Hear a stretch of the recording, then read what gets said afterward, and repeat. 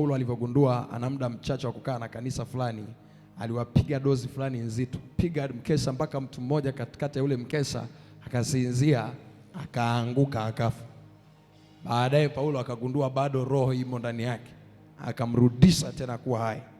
Na hata ukiwa hapo ukasinzia, na kuomba usisinzie, sipendi mtu asinzie, lakini neno la Mungu aisee, hata ukisinzia hakuna namna litakuingia, hakuna namna, ila nakuomba usisinzie na usikubali kusinzia, kwa sababu nafasi kama hizi zinajitokea mara chache, na tunavyozipata tuzitumie effectively. Nafasi ya, nimesema muombaji mwenye nini? Maarifa. Nataka nizungumze kuhusu muombaji mwenye maarifa. Leo ako kwa kipengele nikamege, alafu kesho tutaenda kipengele kingine. Muombaji mwenye maarifa. Muombaji mwenye maarifa. Na kwa neema ya Mungu nitazungumza mambo machache ya kufahamu kuhusu maarifa, lakini baadaye nitakuelezea mambo sasa ya kuyafahamu kama muombaji ambayo yatafanya maombi yako yawe na mguso zaidi au na matokeo zaidi. Nataka unisikilize kitabu kile cha Efeso sura ya 3 ule mstari wa 20. Efeso sura ya 3 ule mstari wa 20. Wa Efeso sura ya 3 ule mstari wa 20. Anasema atukuzwe yeye awezaye kufanya mambo ya ajabu mno. Sema ya ajabu mno.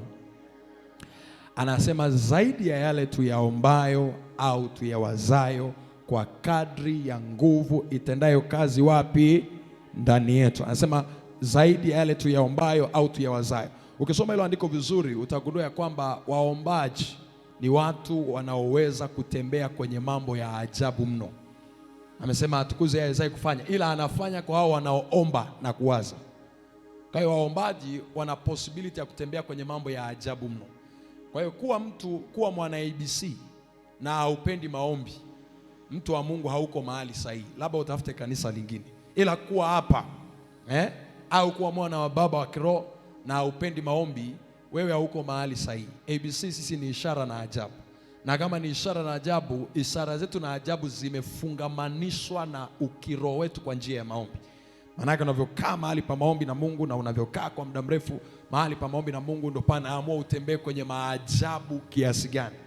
Sasa sio tu maombi yanaweza kufanya maajabu. Umeona pale anasema kwa kadri ya nguvu itendayo kazi wapi?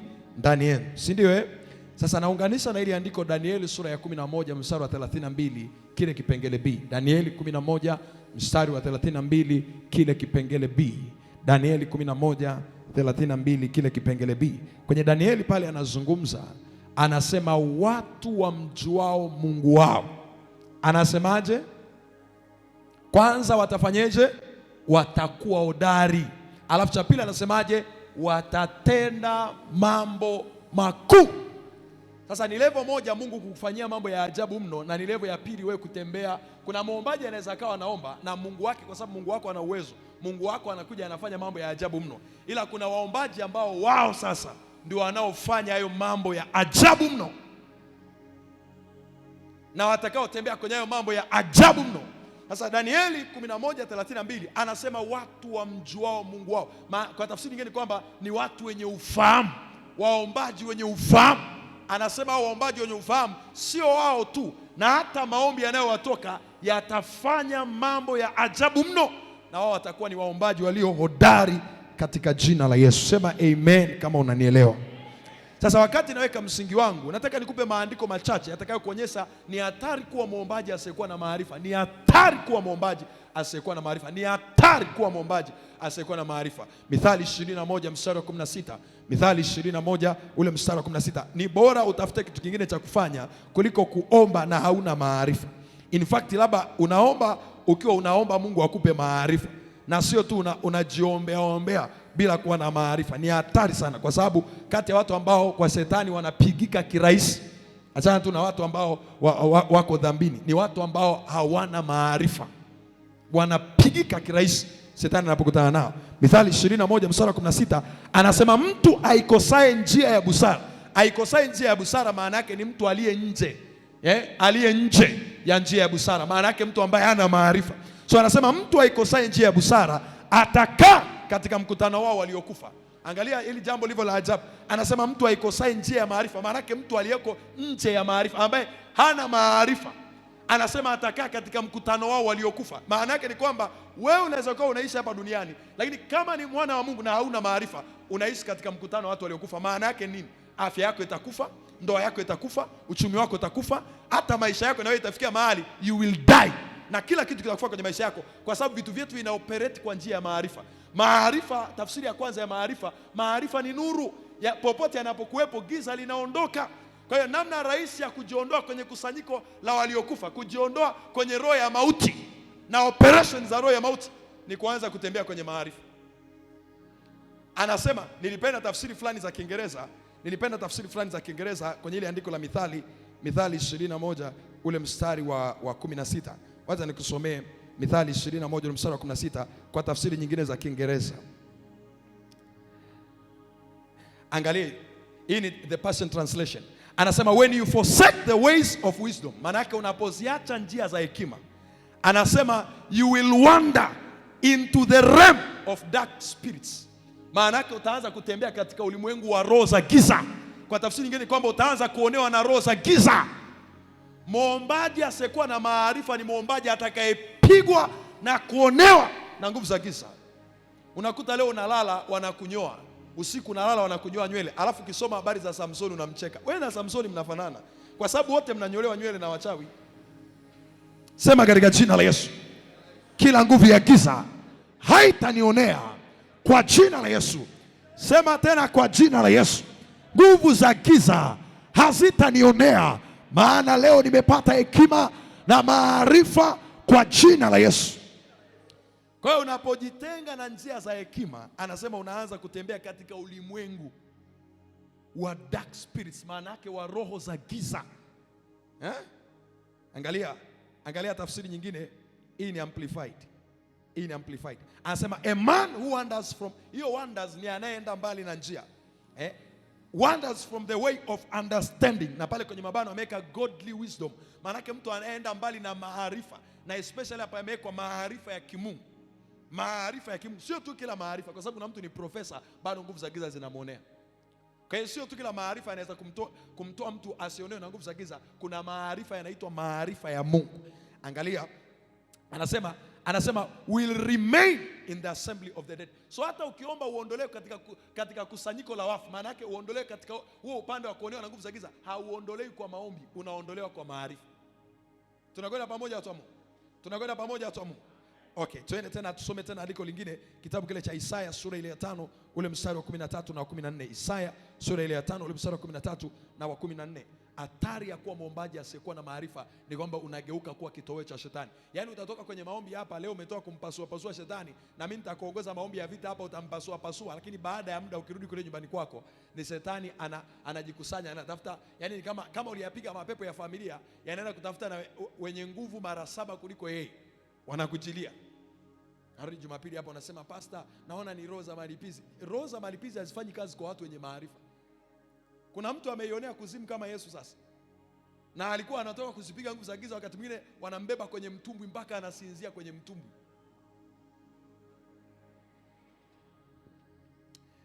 Isaya sura ya 5 mstari wa 13 na 14 anasema, kwa sababu hiyo watu wangu. Sasa ile watu wangu sisi tuitumie kama waombaji, sawa?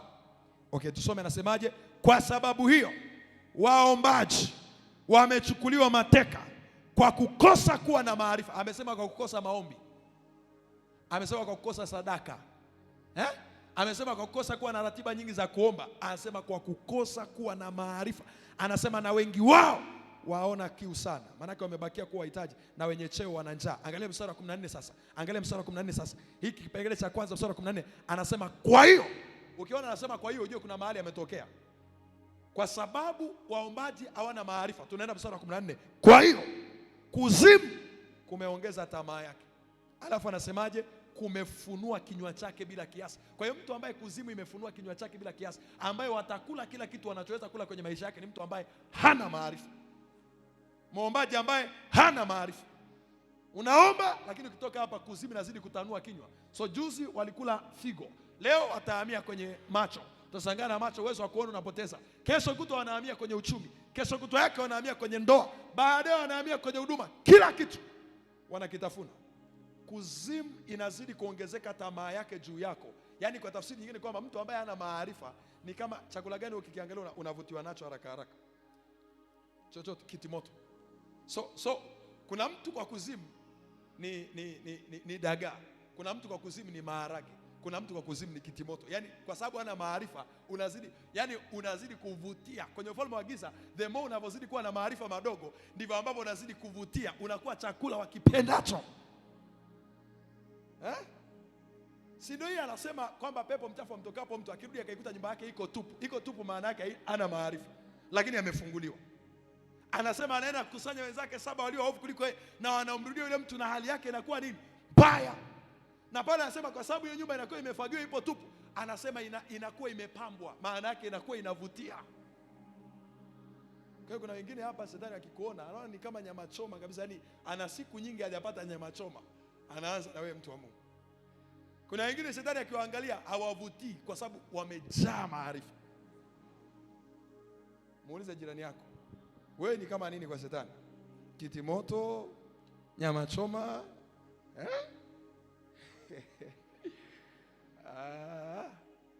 Halo. Shetani akiziangalia figo zako tu anasema nikijisikia tu naweza nikakwangua hapo moja, kwa sababu tu amejisikia, yani unavutia. Sema katika jina la Yesu, Roho wa Bwana nipe maarifa kwa jina la Yesu. Na kuongezea andiko jingine tena, kitabu kile cha ni yake Ayubu 22:21, andiko ambalo wengi mnalifahamu. Ayubu 22 ule mstari wa 21. Ayubu 22 ule mstari wa 21. Hawa ni marafiki za Ayubu, walikuwa wanazungumza na Ayubu. Walikuwa wanampa darasa Ayubu. Mpa darasa Ayubu kwa habari ya kumjua Mungu. Ayubu 22:21 anasema hivi, anasema mjue sana Mungu ili uwe na nini? Amani. Anaiongelea hapo watu wa Mungu ni mambo matatu. Amani, anasema mjue sana Mungu ili uwe na amani. In fact nikianza kuchambua hicho kipengele cha kwanza amesema mjue sana. So kuna uwezekano wa kumjua sana Mungu. Kumjua sana Mungu maana yake ni kwamba haina kipimo. Hiyo sana ni kwamba haina kipimo.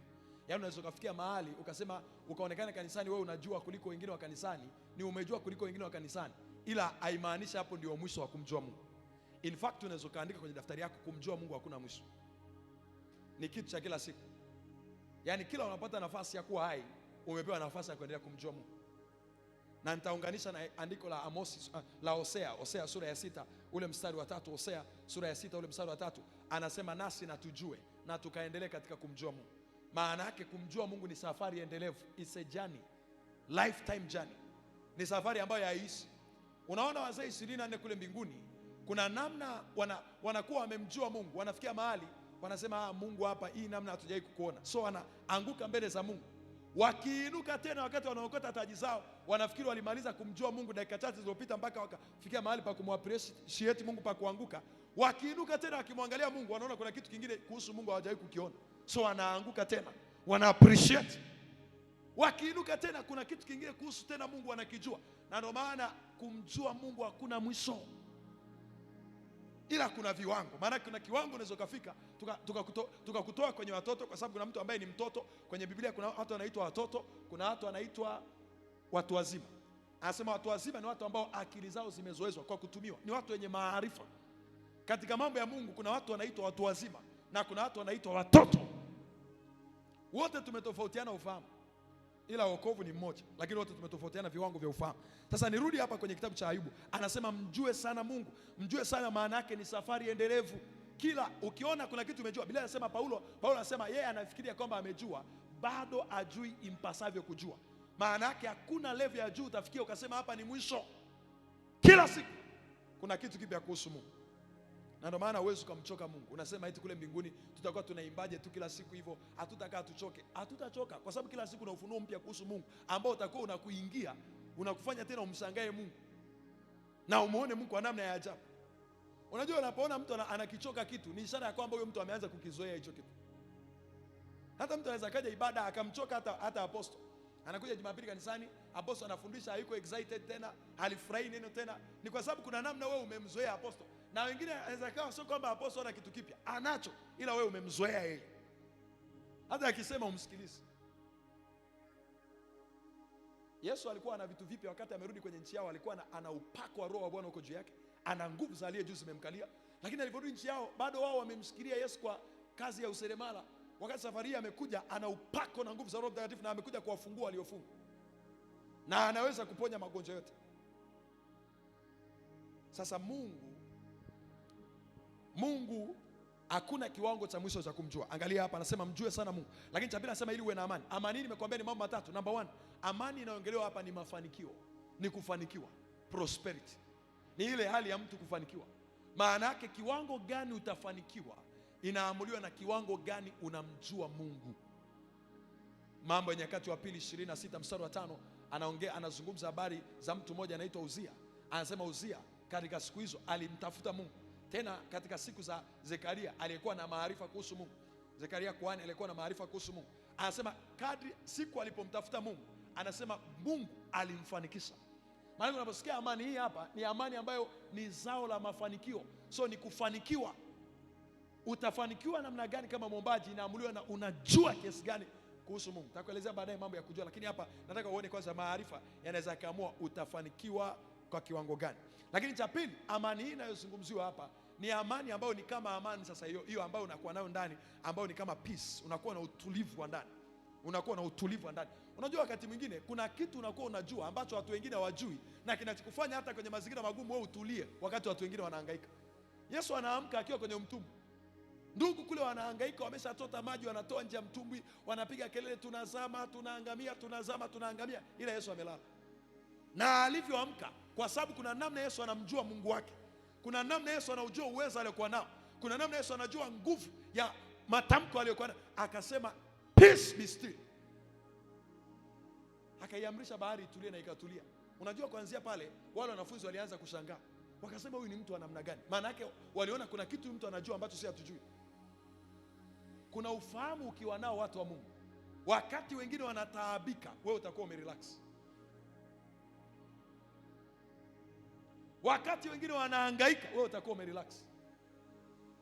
Yesu anampelekea taarifa, wanamwambia Bwana Yesu, hapa tulipo tuna mikate 2 na samaki 5. Bila sema Yesu akaanza kuambia, haya wewe Filipo, wewe unafanyaje? Hebu tafuta kitu, fanya namna hapo. Na nasema Yesu alikuwa anawaambia hivyo wakati anajua atakachofanya. So yeye alikuwa amerelax. Mitume walikuwa wanahangaika. Baadaye akafika mahali wakaona hii haiwezekani, Yesu hakuna kinachoweza kutokea hapa. Yesu akiwa anajua cha kufanya, Yohana 6 mstari wa 6 anasema alikuwa anajua cha kufanya, akachukua ile mikate akainyanyua juu akashukuru. Ukijua cha kufanya hauhangaiki. Kwa hiyo amani hii ni kama hiyo amani ya ndani ambayo unakuwa na utulivu wa ndani. Lakini cha tatu, hii amani inakuja na ulinzi wa Mungu. Kwa hiyo cha tatu, amani hii inaongelewa hapa, inaongelea ulinzi wa Mungu. Kwa sababu wakati mwingine huwezi ukawa na utulivu, huwezi ukawa na amani kama umezingirwa na maadui kila upande. So ni amani ambayo inakuja na utulivu, inakuja na ulinzi. Ni kwamba Mungu anakuwa anakulinda, Mungu anakuwa anakuzingira. Ndio Ayubu aliyokuwa nayo. Unasikia Mungu alimzungushia Ayubu wigo kila upande. Shetani kila ambacho angefanya kisingeweza kumdhuru Ayubu. Kwa sababu Ayubu amemjua Mungu, amefanikiwa kiuchumi, amefanikiwa kiroho, amefanikiwa kwenye kila eneo. Lakini cha pili, ana utulivu wa ndani, ana amani ya ndani. Hata vitu vilipoondoka, Ayubu bado anasema mimi ni kama mti ambao mizizi yake iko mchangani, kwa harufu ya maji nitachipuka tena. Bado ni jamaa na yote anayopitia lina utulivu wa ndani. Mke anamwambia mkufuru Mungu ufe. Ishara ya kwamba mwanamke kuna namna ameanza kuchanganyikiwa. Ayubu hajachanganyikiwa. Kwa hata ile kwamba unapitia jambo alafu unaanza kuona mtu anapitia jambo haji kanisani, ni ishara ya kwamba anamjua Mungu kwa kiwango cha kidogo cha chini. Unapitia changamoto unaacha kuja ibada, unapitia changamoto unaacha kanisa, unapitia changamoto unamwacha Mungu, ni ishara ya kwamba wewe kiwango chako cha kumjua Mungu ni cha chini kabisa. Watu wamjua Mungu wao. Hata ikitokea ni issue ya kupelekwa kwenye moto kwa sababu ya Mungu wao, achana kwamba wanapata ili ifikie issue yao kupoteza uhai kwa sababu ya Mungu wao, hawarudi nyuma. Kuna namna wanamjua Mungu wao. Na kuombea umjue Mungu katika jina la Yesu. Nasema na kuombea tena umjue Mungu katika jina la Yesu. Nasema na kuombea tena umjue Mungu katika jina la Yesu. Andiko la mwisho, kipengele cha mwisho hapa anasema mjue sana Mungu ili uwe na amani. Alafu anasema ndivyo mema yatakavyokujilia. So mema hayakujilii tu kwa sababu umeomba. yanakujilia kwa sababu ya ufahamu ulionao kama mwombaji. Kwa hiyo kiwango cha mema utakachoondoka nacho kwenye chumba cha maombi kinaweza kisiendane na kiwango cha mema anaweza kutoa Mungu, ila kinaweza kaendana na kiwango cha mema cha maarifa na ufahamu ulionayo. Wewe unamjua Mungu kiasi gani? Unamjua Mungu kiasi gani? Unamjua Mungu kiasi gani? Kwa hiyo kwa tafsiri nyingine, muangalie mtu kama Bishop Oyedepo. Unaona mema yanayomfuata, unaona hatua alizonazo. Hiyo inatafsiri kwa haraka ni kiwango gani anamjua Mungu wake. Achana na mtu aliyepitia spiritual attack kama Ayubu, kwa sababu ukiletea Ayubu hapo unaweza kusema Ayubu hamjui Mungu, ila Ayubu ile aliyopitia ni shambulizi la kiroho. Na ukitaka kujua ni shambulizi la kiroho, angalia mwisho wa Ayubu ulikuwaje. Mwisho wake unakuwa mkubwa kuliko mwanzo. Kwa hiyo mafanikio ulionayo, hatua ulizonazo yanatafsiri kiwango chako cha kumjua Mungu. Uzia siku hizo alizowekeza kwenye kumjua Mungu, anasema Bwana Mungu alimfanikisha. Kwa hiyo maombi ya kumwomba Mungu akufanikishe ni maombi ya baby ya primary school, yale ya shule ya msingi. Ila maombi ya kuomba umjue Mungu ni maombi ya secondary school, ni maombi ya juu. Twende andiko lingine la mwisho, Efeso sura ya kwanza ule mstari wa 17 na ule mstari wa 18. In fact nikwambia hapo jambo la kwanza ambalo kama mwombaji unapaswa kulijua na kulijua kwa kina ni kumjua Mungu kibinafsi. Lazima umjue Mungu kibinafsi. Lazima umjue Mungu kibinafsi. Lazima umjue Mungu kibinafsi. Na nitakuonyesha, wanasema pastor, hiyo issue ya kumjua Mungu bwana, mimi namjua Mungu bwana. Hamna. Hata ile unaomba baada ya muda unaanza kutafuta plan B, ni ishara ya kwamba umjui Mungu unayemuomba vizuri. Unajua kuna mtu anaomba leo alafu baadaye ameomba asubuhi, alikuwa anaamini vizuri asubuhi, lakini baadaye unakuta ameanza kukaa chini, anaanza kuwaza plan B. Hivi nifanyeje nitoke hapa? Nifanyeje nivuke? Ni ishara ya kwamba umjui Mungu wako vizuri. Jambo la kwanza ambalo kama mwombaji unapaswa kulijua ni kumjua Mungu wako. Efeso sura ya kwanza mstari wa 17 mpaka mstari wa 18. In fact ukipata muda wewe nenda hata mpaka mstari wa 22 kule. Utaona pale anaelezea vitu kama vinne vya kujua. Pale utaona anazungumzia kwanza ni hicho ambacho nakizungumzia, kumjua Mungu. Lakini jambo lingine pale anazungumzia kujua wito ambao Mungu amekuitia. Lakini kingine anazungumzia kujua kwamba wewe umefanywa kuwa pateka wa urithi ulioko katika Mungu. Maana yake umefanywa kuwa mrithi wa baraka fulani zinazotoka kwa Mungu. Lakini kingine anachokizungumzia pale, anazungumzia nafasi uliowekwa kwenye ulimwengu wa roho. Sasa niende kwa haraka haraka Efeso sura ya kwanza ule mstari wa 17 na 18. Naomba tusome kanisa, kila mtu fungua Biblia yako hapo tusome kwa pamoja. Efeso sura ya kwanza mstari wa 17 na mstari wa 18. Naomba tusome kwa haraka kwa pamoja. 1, 2, 3. Anasemaje? Watu wa Mosi siwasikii. 1, 2, 3. Anasemaje? Mungu wa Bwana wetu Yesu Kristo, Baba wa utukufu, awape ninyi roho ya nini na ya nini katika kufanyeje? Anasema yani haya yalikuwa ni maombi ya Paulo, maombi makubwa Paulo analiombea kanisa la Waefeso. Kanisa la Efeso ni mojawapo ya makanisa ambayo yalikuwa yanapitia pia upinzani mkubwa sana wa kiroho. Ndio maana unaona kati ya kanisa ambalo Paulo amefundisha maombi ya vita intensive na akawafundisha kuhusu silaha za Mungu ni kanisa la Efeso.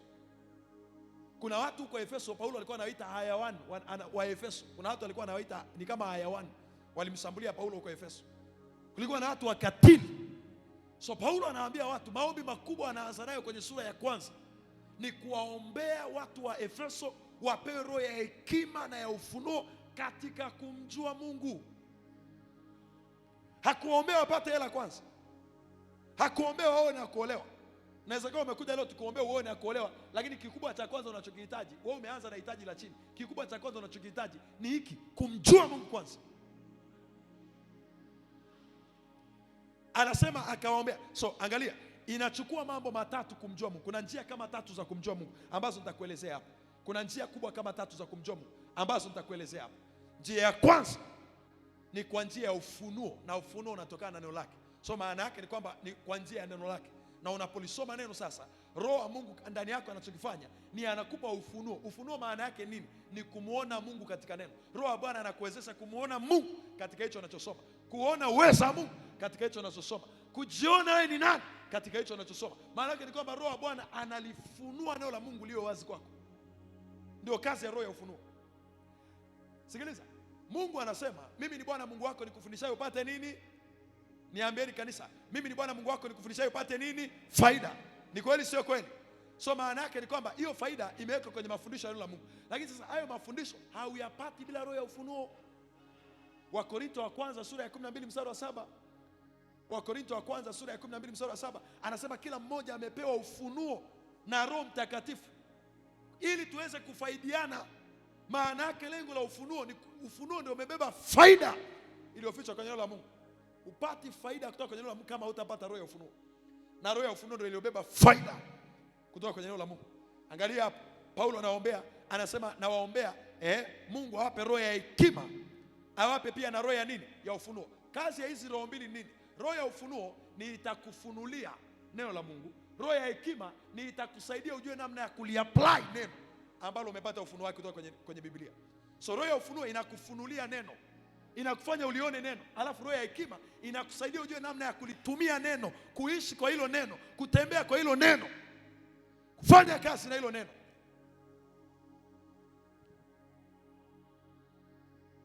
Aya mashanda radaya. Hebu nena kwa lugha kidogo watu wa Mungu. Nena kwa lugha kidogo. Nena kwa lugha kidogo.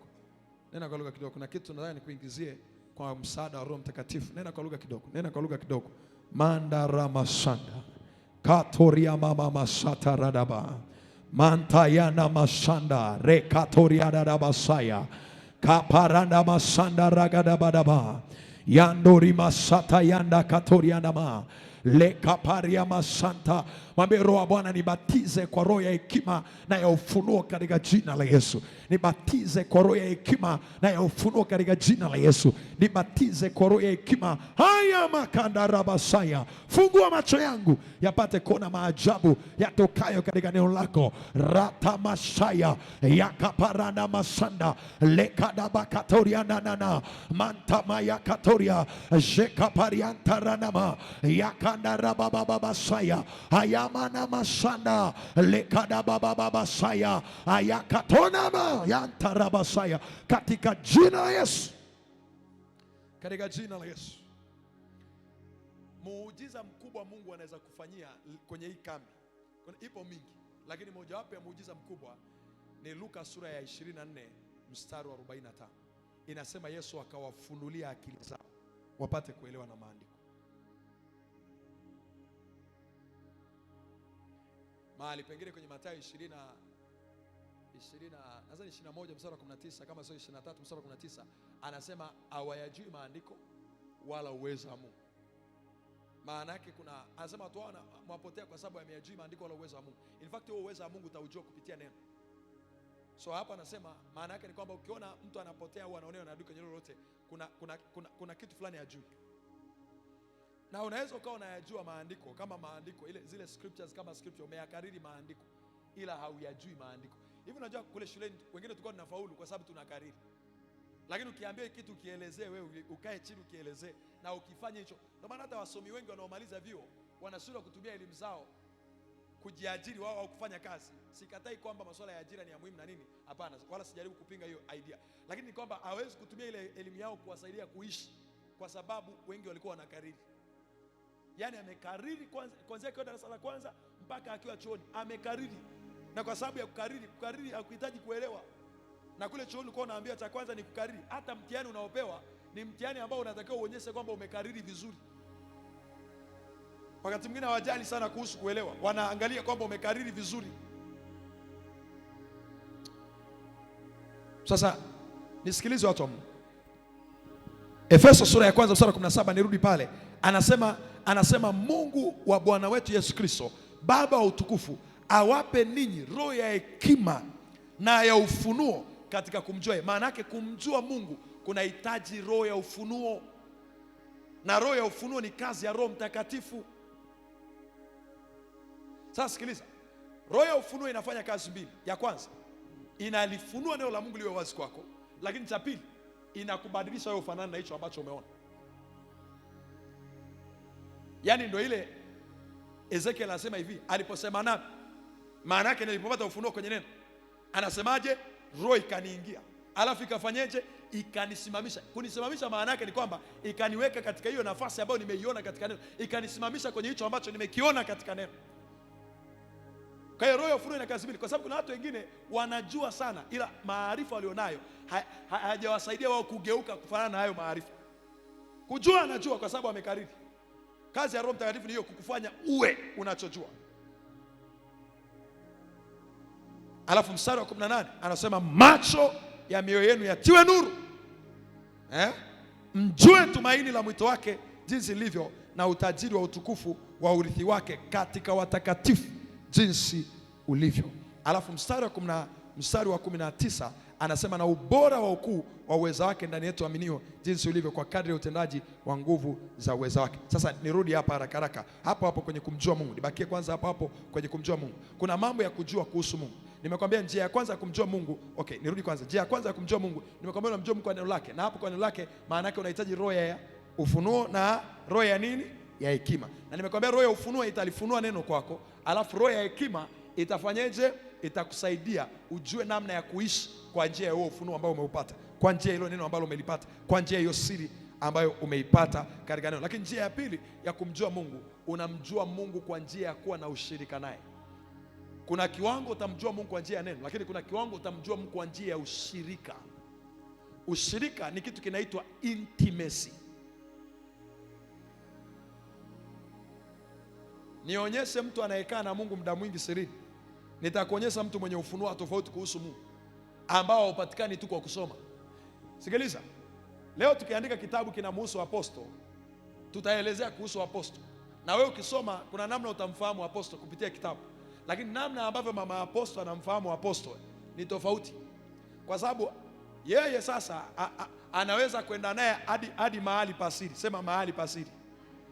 Na sasa intimacy maana yake ni kwamba uwe mtu unayekaa mahali pasiri na Mungu. Mahali ambapo Mungu anaweza akakuamini akaanza kujifunua kwako kitofauti. Musa angekuwepo kwenye kizazi, kuna watu wangembishia Musa baadhi ya vitu. Nakwambia ukweli, ni kwa sababu tu leo imeandikwa kwenye Biblia na inaitwa neno la Mungu. Musa aje akwambia kwamba kwenye Kutoka, ukisoma Kutoka 33 kuanzia mstari wa 18 na kuendelea, inasema Musa alimuona Mungu kwa nyuma. Achana na ufunuo wote ulioko kwamba kumuona Mungu kwa nyuma ni kuona mwanzo, ni kuona nini. Achana na hiyo tu kwanza. Wewe waza tu kwamba alimuona Mungu, aliuona mgongo wa Mungu. Waza tu hivyo. Aje kwenye ibada leo anasema nimeuona mgongo wa Mungu. Kuna wazee wa imani wa nchi wangemrukia Musa muda si muda. Mitandao ya kijamii, klipu zigaza kuzagaa. Nabii wa uongo, nabii wa uongo, nabii wa uongo. Naona kuna mambo mengine hata Mungu anatuonyesha sirini, tunaogopa kuyasema hadharani. Sio kwa ubaya, kwa wema tu, kwa sababu kuna mambo mengine ukianza kuyaongea, kuna watu hayo mambo ni makubwa sana kwao. Unakuwa umewatisha mzigo mkubwa sana. Kwa hiyo inabidi kwa hekima tu unanyamaza. Ndio unageuka kuwa trend ya hicho kizazi. Ila Musa bila sema, Mungu alimwambia kaa mahali, akamwambia simama hapa katika mwamba. In fact huo mwamba ni Kristo. Akamwambia simama hapa, alafu Mungu akamwambia Musa nitakufunika kwa mkono wangu. Imagine Mungu amekufunika kwa mkono wake hivi. Wewe unaomba Mungu akutokee. Musa alikuwa haombi Mungu amtokee. Ila Musa katika kuomba kwake Mungu anamwambia nitakufunika uso, alafu nitapita kwanza. Yaani Musa alisikia hadi mtembeo wa Mungu kwamba huyo sasa Mungu anapita, huyo Mungu anapita. Alafu akamfunua macho. Baada ya kupita Musa akamwona Mungu kwa nyuma. Achana kwamba aliona mwanzo Kutoka, achana na hivyo kwanza. Turudi hapa, alimwona Mungu kwa nini? Kwa nyuma. Kuna majira Mungu anataka wewe akuone wewe, au wewe umuone ukiwa peke yako. Ni kweli kuna majira utakuja kanisani, na kuja kanisani ni muhimu kwa sababu kuna baraka nyingine hutazipata kama huji kanisani. Bila nasema tazama jinsi ilivyo vema na kupendeza ndugu wakae pamoja. Kwa nini? Kwa umoja. Anasema hiyo ni kuja kanisani sasa. Na kuja kwenye ibada zetu za zone. Anasema utakapokuja kwenye hizo ibada, anasema kuna mafuta mazuri yanachiliwa. Kuna upako, na kuna upako unaitwa mafuta mazuri. Kuna aina ya mafuta uyapata ukiwa peke yako, unayapata ukiwa pamoja na wenzako. Anasema hapo kuna mafuta mazuri yanaachiliwa. Na haya mafuta Mungu anaachilia mengi kiasi kwamba yatadondoka kuanzia kwa kiongozi. Ndio utaratibu huo. Yatadondoka kuanzia kwa kiongozi, yatashuka mpaka kwa mtu aliyeko chini kabisa. Hata kama ndio umekuja leo kanisani, una wiki moja kanisani, una wiki mbili kanisani, ndio umeokoka juzi, yatakufikia hayo mafuta. Ili yakufikie lazima endelee kujinganganiza hapa pamoja na wengine, kwa sababu utaratibu wa mafuta unatokea kwenye kichwa cha huyu ndugu, yanashuka. Lazima ukae karibu na wengine. Hivi Mungu amemwagia mafuta, ili hayo mafuta yakuguse na wewe lazima ujiambatanishe na huyu mtu. Ni kweli sio kweli? So hiyo ndio nafasi ya kuja kanisani na wengine. Alafu pia anasema, Mungu anasema hapo ndipo alipoamuru baraka. Kuna aina ya baraka uzipati kama ukusanyike na wengine. Anasema pia Mungu ndipo alipoamuru hapo uzima. Kuna aina ya uzima utakao uexperience kama utakusanyika na watu wengine. Lakini mahali pengine anasema walipo wawili watatu mimi niko katikati yao. Maana yake ni kwamba kuna aina ya uwepo wa Mungu utakao uone ukiwa peke yako chumbani. Utauona ukiwa umekusanyika pamoja na watu wengine. Sasa hiyo ni number 1. Kumjua Mungu unapokuja kwa njia ya kusanyiko kama hivi. Lakini kuna wakati Mungu anakutaka wewe peke yako. Hata kama uko hapa umeolewa, kuna wakati Mungu anakutaka wewe peke yako. Mungu, Mariamu akiwa na mahusiano na Yusufu, Mungu anaanza kumtokea kwanza Mariamu. Anamweleza issue za mimba na nini na nini, na anampachika na mimba tayari. Mariamu katika kutembea Yusufu akaanza kuona huyu dada kuna vitu sivielewi sasa hivi. Inawezekana huyu dada kuna kitu kimeshaanza kutokea. Yusufu naye akapanga kumwacha kwa siri. Mungu naye akamtokea Yusufu kwa siri. Unajua kuna migogoro mingine ya ndoa ukipata muda wa siri na Mungu. Mungu yani utarudi Mungu wewe na Mungu mlishayatatua. Yani kuna vitu vingine Mungu atakwambia. Watu wa mahali pasiri ni watu ambao kuna mambo mengine Mungu atamalizana naye sirini. Yani kale kama mgogoro kalikuwa kameanza, kana solviwa sirini, akirudi anacheka kama kawaida. Kuna makesi tunahangaika kuyatatua kanisani, kalisa viongozi, kalisa itisha baraza, itisha wasaidizi wa ndoa. Ni issue tu ya kuomba huyo mtu akutane na Mungu kibinafsi. Na hata kama alichokuwa anakifanya alikuwa na uhalali kama Yusufu, kuna vitu tu huyo mtu ataamua kuvipiga chini ili safari hiyo iendelee, ili kusudi la Mungu la hiyo ndoa iendelee. Bwana Yesu asifiwe sana. Aya, kumjua Mungu kwa njia ya ushirika, nikupe tu andiko moja. Nikupe tu andiko moja. Angalia kitabu kile cha Yohana 14 ule mstari wa 21 na 23. In fact pale anazungumza kwa habari ya neno. Anasema mtu ambaye analipenda neno lake na kulishika, Yesu anasema yeye na Baba yake watajifunua kwa huyo mtu. Maana yake kuna watu ambao kwa sababu ya kukaa sirini na Mungu, na hapo alikuwa anakaa na Mungu, amekaa nalo sirini. Huyo mtu Mungu anasema atakuja ajifunue kwake. Ufunuo wa binafsi utakaokuwa nao kuhusu Mungu unapatikana mahali pasiri. Ila ukija tu hivi kanisani utaisha kujua ile ya jumla ambayo washirika wote wanajua. Ila ili umjue Mungu kibinafsi lazima uje mahali pasiri. Lazima uje mahali pasiri. Watu wa mahali pasiri ni watu wa siri za Mungu. Sema watu wa mahali pasiri ni watu wa siri za Mungu. Maana yake ni kwamba kuna siri za Mungu hautakao uzijue mpaka umekuwa mtu wa mahali pasiri. Lakini andika jambo lingine, njia ya tatu ya kumjua Mungu. Na hiyo kukaa mahali pasiri, unakaa mahali pasiri au unakuwa na ushirika na Mungu kwa njia gani? In fact kwa njia ya kwanza ni maombi. Lazima uwe mtu wa maombi. Lazima uwe mtu wa maombi. Lazima uwe mtu wa mifungo, wakati mwingine unafunga. Lazima uwe mtu wa mifungo. Lazima uwe mtu wa ibada. Masuala ya kusifu na kuabudu haya kwako yawe maisha, sio matukio.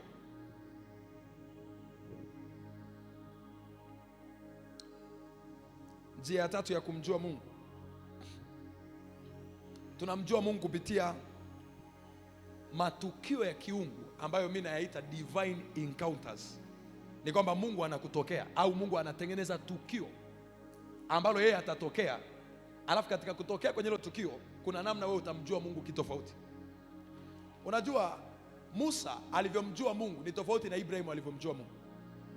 Kiasi kwamba Mungu anampa hadi Musa jina jipya. Anamwambia hivi nilivyokutokea wewe Musa, sikumtokeaga hivi baba yako Ibrahim, wala Ibrahim hakunijuaga kwa namna hii. Mungu anamtokea Musa, Musa anamwambia Mungu niambie, nikienda nitawaambia wana wa Israeli ni nani amenitokea. Kwenye kizazi hiki sasa, achana na kwamba tumeshawekewa limit kwamba jina lipitalo majina yote ni Yesu. Ingekuwa hilo jina halijaletwa, aje mtu kwenye kizazi hiki anasema Mungu amejifunua kwangu na ameniambia anaitwa, tuweke jina gani labda?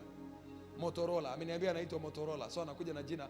Mungu ameniambia anaitwa Motorola kwa sababu wakati ule Ibrahim anaweza alimkutana na Mungu kwa namna fulani akagundua kwamba Mungu ni Jehova Jire. Ambao ni ule wakati alikuwa mlimani akasema katika mlima wa Bwana itapatikana. Ndio hiyo God is the provider. Akamuita Mungu ni Jehova Jire. Kuna majina ambayo watu walimuita Mungu na kuna majina ambayo Mungu alijitambulisha nayo kwa watu. Ila moja wapo ya jina ambalo Mungu aliitwa ni hiyo Jehova Jire na Ibrahim.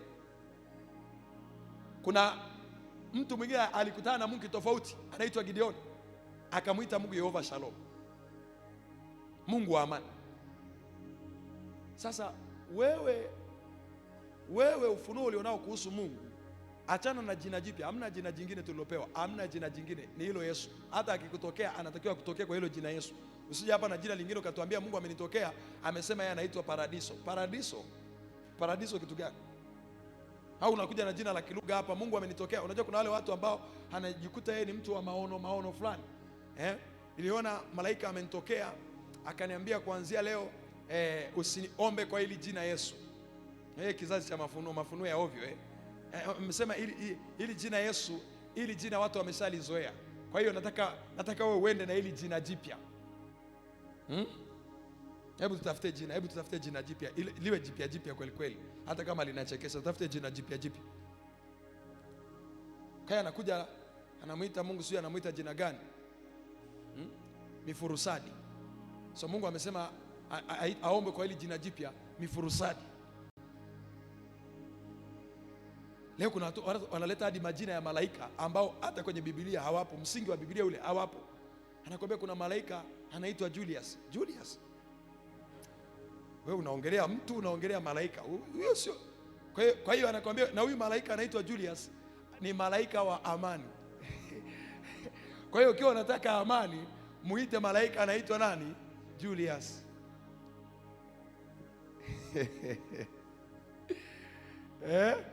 Kuna malaika ni malaika wa ndoa. Malaika wa ndoa anaitwa nani? Labda tumpe jina.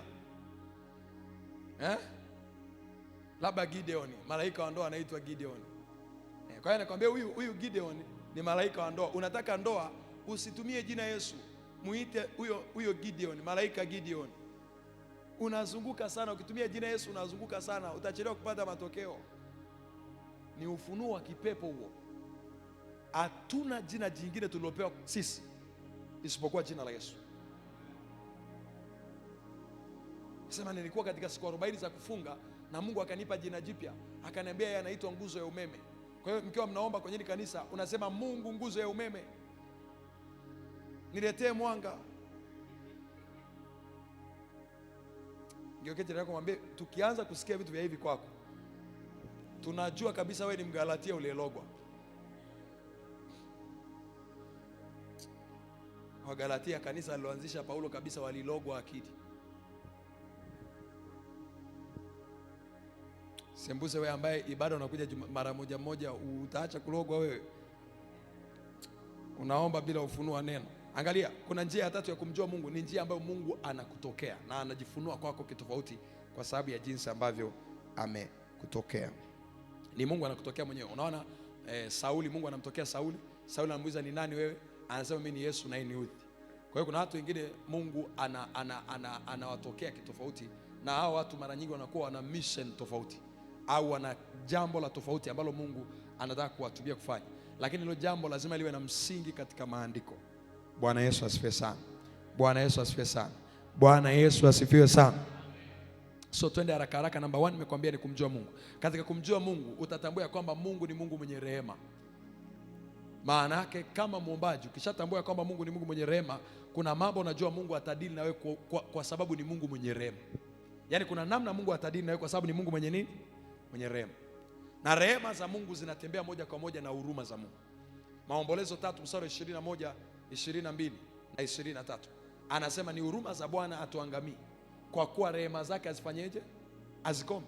Maana yake ni kwamba ukiona kuna mambo Mungu haruhusu ya kupige kwa sababu yeye ni Mungu mwenye rehema. Ukishatambua kwamba yeye ni Mungu mwenye rehema, kuna aina ya maangamizo unapaswa kuinuka na kuyakataa kwenye maisha yako, kwa sababu umejua ni Mungu mwenye rehema. Una ufunuo utaopata katika kumjua Mungu, utajua kwamba Mungu ni mwaminifu. Yeye sio mtu wala adanganye. Ameahidi chochote kwenye neno lake ukikiomba atakupa, kwa sababu yeye ni mwaminifu. Maana yake utafikia mahali pa kukatia tamaa neno la Mungu au ahadi ya Mungu juu ya maisha yako. Unasema nilitolewa unabii pastor, na kweli ulitolewa unabii na mtumishi wa Mungu. Wewe hata baba yetu Askofu Dickson alikutolewa unabii. Huo unabii hausemi uongo, ila wewe sasa unataka kumuona Mungu ni muongo au unataka kumuona mtumishi wa Mungu ni muongo. Ng'ang'ana na hilo neno mpaka limetokea. Amini ya kwamba Mungu sio mtu wala aseme uongo. Katika kumjua Mungu, watu wa Mungu, utagundua kwamba Mungu hapendi kuwatesa wanadamu. Kwa hiyo kuna mateso ukiona kwenye maisha yako, unapaswa kujua sio Mungu, sio Mungu, sio Mungu. Unainuka, unajifunga kitenge chako usiku, unakataa kwa jina la Yesu. Eti shetani anakuona unasema inawezekana ni mapenzi ya Bwana, au sijui Mungu anawaza kitu gani kupitia hili jambo. Mungu anawaza kitu gani kupitia hili jambo? Kazi za shetani zinajulikana na kazi za Mungu zinajulikana. Kazi ya Mungu ni kuvunja kazi za ibilisi, na kazi za ibilisi ndio hizo: kuchinja, kuharibu, kuua. Kuna kitu shetani anaua kwenye maisha yako, au kuna kitu kinakufa kwenye maisha yako. Waachana na kwamba Mungu kuna kitu anakusudia. Hamna. Mungu hamna kitu anakusudia hapo. Nasemaje? Mungu hamna kitu anakusudia hapo. Simama, inuka, pigana. Sema nakataa kuwa mgonjwa. Sema nakataa kuwa mgonjwa. Nakataa kuwa mtu wa kawaida. Nakataa kuonewa. Sema kwa sauti, nakataa kuonewa. Kwa ujasiri sema nakataa kuonewa. Sema hakuna nguvu ya giza itanionea kwa jina la Yesu. Hakuna nguvu ya giza itanionea kwa jina la Yesu. Sema tena kwa ujasiri, hakuna nguvu ya giza itanionea kwa jina la Yesu. Unaonewa tu eti jirani yako ni mchawi. Kwa hiyo hapo ulipo sasa hivi hata usiku wa ulali kwa sababu jirani yako ni mchawi. Nani ambaye alitakiwa asilale kati ya wewe na mchawi? Yeye ndo yani kama ni kulala, yeye ndo alitakiwa ataabike. Yesu uliyembeba ndo Yesu ambaye aliingia kwenye nchi ya Gerasi. Yule Mgerasi akatoka huko na pepo zake kabla hajakemewa, akaja akajiangusa chini ya Yesu. Inakuwaje Yesu ndio umembeba, alafu kuna mazingira tu ya kawaida mpaka wachawi wanakuja wanakushika usiku, wanakukandakanda mgongo, wanakupiga, wanakuchukua, wanaenda wanakulimisha, wanakurudisha asubuhi. Something is wrong somewhere. Wewe ukanionea mimi. Sema wewe, shetani, wewe ukanionea mimi. Sema nimetengwa mbali na kuonewa. Sema nimetengwa mbali na kuonewa. Sema nimetengwa mbali na kuonewa. Umekaa hapa, kila mhubiri akija unamuelezea shida yako, naambia unajua mimi mama mkubwa wangu aliniloga, alichukua nguo yangu ya ndani. Yaani hiyo ulimuelezea mhubiri wa kwanza, wa pili, wa tatu, umemuelezea na apostle. Bado huaminiki kama umefunguliwa. Unaelezea hilo kwa kila mtu. Sasa wewe lini utakuwa uweze kujisaidia mwenyewe? Na ile ishara ya kwamba unataka kuwa Mkristo ambaye unabebwa kwenye kila kitu ni ishara kwamba wewe ni mtoto au ukui. Kuna mambo inabidi umletee apostle ushuhuda. Kwamba apostle, kuna mtu aliniambia hivi na hivi na hivi, nikamwambia kwa jina la Bwana Yesu hii jambo haliwezi kutokea. Alafu nikamwambia hii kitu ibackfire, irudi kwako. Apostle, nimekuja kuletea ushuhuda hapa, kuna mchawi nimemkamata usiku juu ya nyumba yangu na nimemshikilia pale mpaka asubuhi. Huyu hapa nimekuja naye.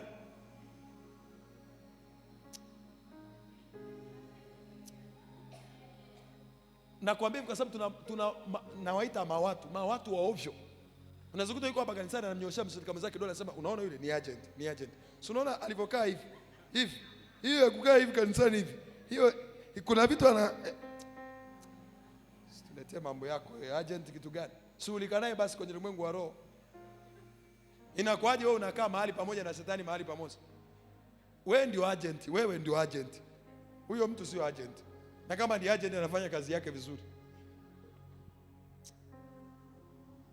Baba, unaona yule mama akiingia kanisani anatanguliza hatua ya kwanza ni ya kushoto. Kwa hiyo mmeshafikia mahali mnamtegea kila akija ibada mnakaa mko makini. Si unaona alitanguliza hatua ya kushoto? Wewe ndio mchawi. Ulijuaje kutanguliza hatua ya kushoto kunahusiana na uchawi? Wewe ndio mchawi mwenyewe.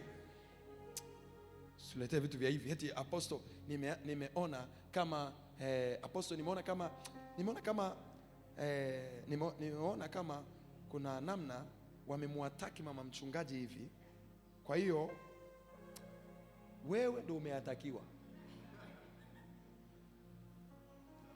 Unatuletea maono na mafunuo yako ya kipepo hapa. Eti apostle, nimeona kuna namna wanamshambulia mke wako, kwa hiyo mke wako atakuwa mkali hivi. Wewe una pepo wewe. Yaani wewe ndio uko attacked.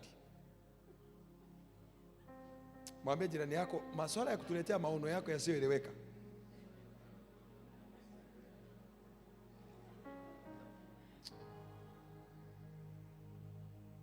Sema apostle, unaona leo unaona apostle, ni kama vile tumechelewa kuanza ibada dakika moja. Yaani hiki kitu nilikiona na nikaambiwa tumevamiwa. Wewe ndio umevamiwa. Eti tumevamiwaje? Wewe ndio umevamiwa wewe. Unajua kuna watu wana mambo ya ajabu sana kanisani siku hizi. Na hapo aliombewa na manabii wa mchora, akaambiwa na kufungua macho uone. Na alivyoanza kuona ndo ameanza kuona OP. alikuwa anaona watu vizuri, ila baada ya kuombewa ndio anaona vitu kama miti. Yaani uwezo wa kuona ndio ulioondoka. Sema katika jina la Yesu, sitaonewa na adui kwa jina la Yesu. Twende haraka haraka. Kumjua Mungu. Okay, jambo la kwanza la kujua kama mwombaji ni kumjua Mungu. Kumjua Mungu kutakusaidiaje? Number 1, kutakufanya uwe hodari. Mwombaji aliye hodari ni mwombaji anayemjua Mungu. Anasema watu wamjua Mungu wao watakuwa hodari. Uhodari watu wa Mungu, kabla hujaanza kushindana na nguvu za giza, Biblia inasema uwe hodari kwanza katika Bwana na katika uwezo wa nguvu zake. Ila kuwa hodari katika Bwana, kabla hujaenda kwenye kuvaa silaha zote za Mungu, uwe hodari katika Bwana. Namna ya kuwa hodari katika Mungu ni kumjua sana Mungu wako. Alafu cha pili, unavyozidi kumjua Mungu, unazidi kuwa kama Mungu. Unazidi kuwa kama Mungu. Ili leo huyu mtu asiyekuwa labda, kwa mfano tuseme unataka kuwa daktari bingwa. Ili uwe daktari bingwa inabidi tufanyeje? Tukupeleke wapi? Shule. Ni kweli sio kweli? So kuna vitu akifundishwa, itafikia siku moja, kwa sababu amefundishwa vile vitu na amevifanya kwa muda mrefu, watu watamuita, watasema kuanzia leo huyu ni nani? Daktari bingwa. Ila alikuwaga mtu wa kawaida. Kumbe kanuni ya mtu kuwa kitu fulani inaitwa kanuni ya maarifa.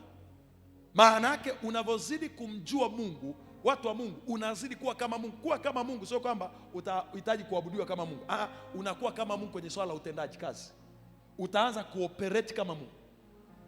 Utaanza kufikiri kama Mungu. Utaanza kufanya maamuzi kama Mungu. Paulo anaingia mji fulani, anasema miungu imetujia katika maumbo ya wanadamu. Ile miungu sio kwamba Paulo alikuwa na upindo unaojaza vazi kama Isaya alivyomwona Mungu. Ile miungu ametujia ni kwamba kazi zao, mambo ambayo walikuwa wanayafanya ni mambo ambayo Nikodemo anamwambia Yesu, anasema hakuna mtu aweza kufanya hivi isipokuwa Mungu yu pamoja naye. Maana yake unaanza kutembea na kuoperate kwenye viwango vya kimungu. So kiwango gani utaoperate kwenye viwango vya kimungu inaendana na kiwango chako cha kumjua nani? Mungu. Ndio maana pale anasema watu wamjua Mungu wao watakuwa hodari na watafanya mambo makuu. Mambo makuu alikuwa anatufundisha apostol, mikono ya Mungu ilikutengeneza. Mungu ni mkuu. So mikono yake imekutengeneza au amekutengeneza kwa sura na mfano wake. Maana yake ni kwamba na wewe ni mtu mkuu. In fact sasa ili utembee kwenye mambo makuu lazima umjue Mungu. Na in fact niunganishe alichokisema apostol na hiki. Unavyozidi kumjua Mungu ndivyo unavyozidi kujijua wewe. Kwa nini? Kwa sababu wewe umeumbwa kwa sura na mfano wa Mungu. Kwa hiyo kwa tafsiri nyingine kwamba kuna uwezo ukiujua kuhusu Mungu, unaanza kuoperate kwenye uwezo kwa sababu ndio umeijua asili yako sasa. Unanielewa watu wa Mungu? Kwa tafsiri nyingine kwamba wewe hujijui vizuri kama umjui Mungu vizuri.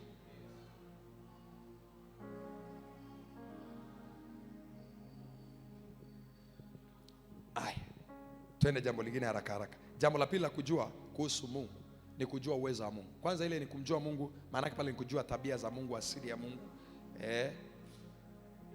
Lakini cha pili lazima ujue uwezo wa Mungu. Ile Waefeso sura ya kwanza mstari wa 19. Waefeso sura ya kwanza mstari wa 19, lazima ujue uwezo wa Mungu. Lazima ujue uwezo wa Mungu wako. Waefeso sura ya kwanza mstari wa 19 anasema na ubora wa ukuu wa uwezo wake ndani yetu tuaminio jinsi ulivyo. Sikiliza, huo anasema ubora wa ukuu. Ukuu wa apostol. Ubora wa ukuu wa uwezo wake ndani yetu tuaminio jinsi ulivyo. Alafu anasema kwa kadri ya utendaji wa nguvu za uwezo wake. Maana kuna nguvu ya Mungu inayotenda kazi ndani yetu. Na hiyo nguvu sasa anaizungumza kwenye mstari wa 20.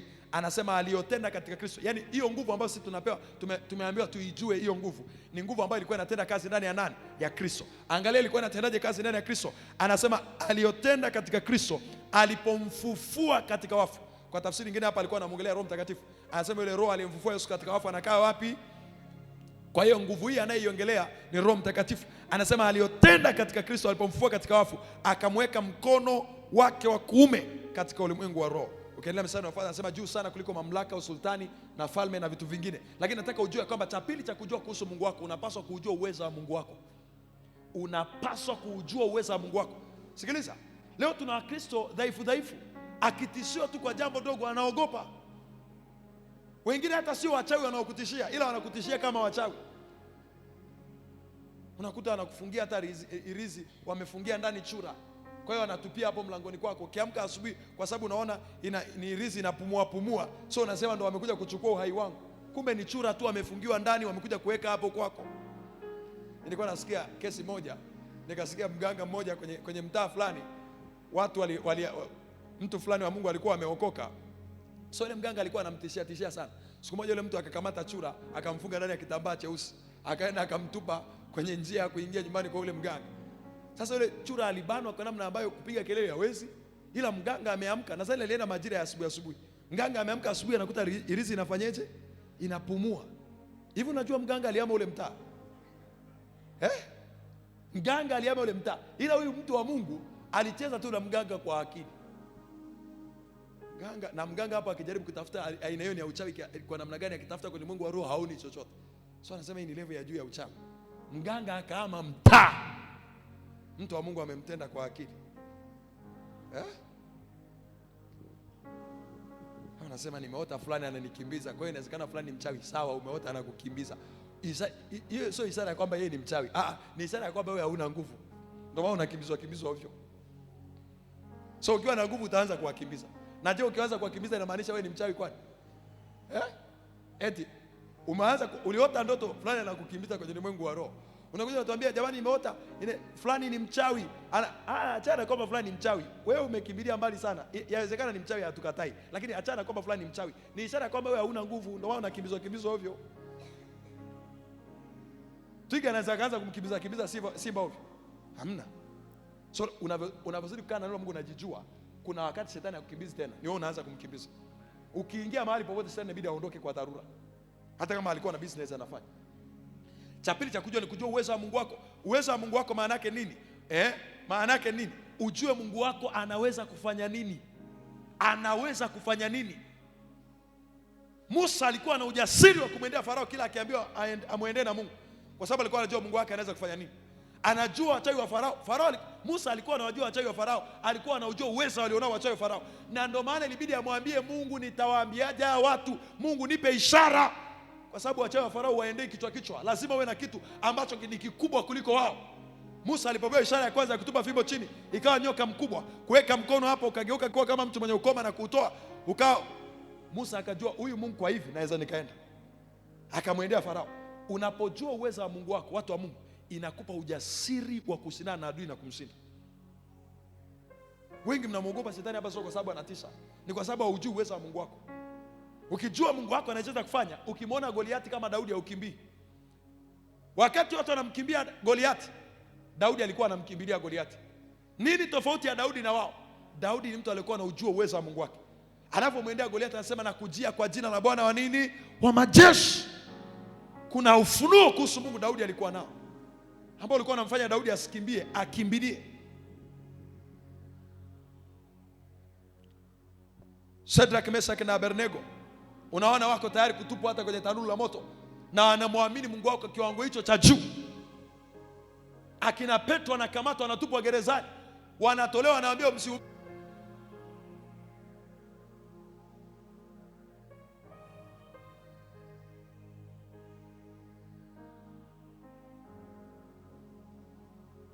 Haleluya. Wakina Petro wakiwa gerezani wanaambiwa wasihubiri kwa jina la Yesu. Wanaondoka, wanahubiri tena. Kuna namna wanaojua uwezo wa Mungu wao. Petro amekamatwa, amewekwa gerezani, kanisa linakaa linaomba. Kanisa la hivyo haliwezi likaomba na wakaomba kwa bidii kama hawajui uwezo wa Mungu wao. Nilikuwa nasoma kwenye tafsiri ya The Passion Translation. The Passion Translation, kitabu cha Matendo 12 mstari wa 5. Matendo 12 mstari wa 5. Nilipenda The Passion, ametumia jina zuri. Ametumia maana nzuri. The Passion Translation kwenye Matendo 12 mstari wa 5 anasema hivi.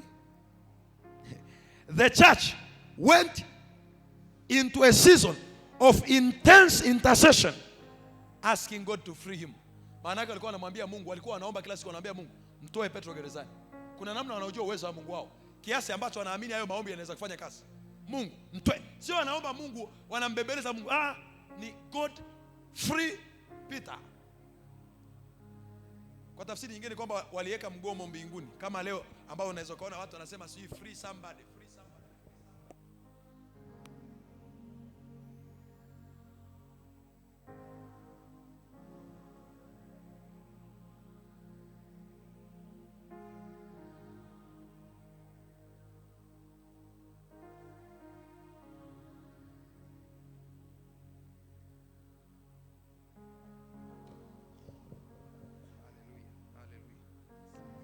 Haleluya.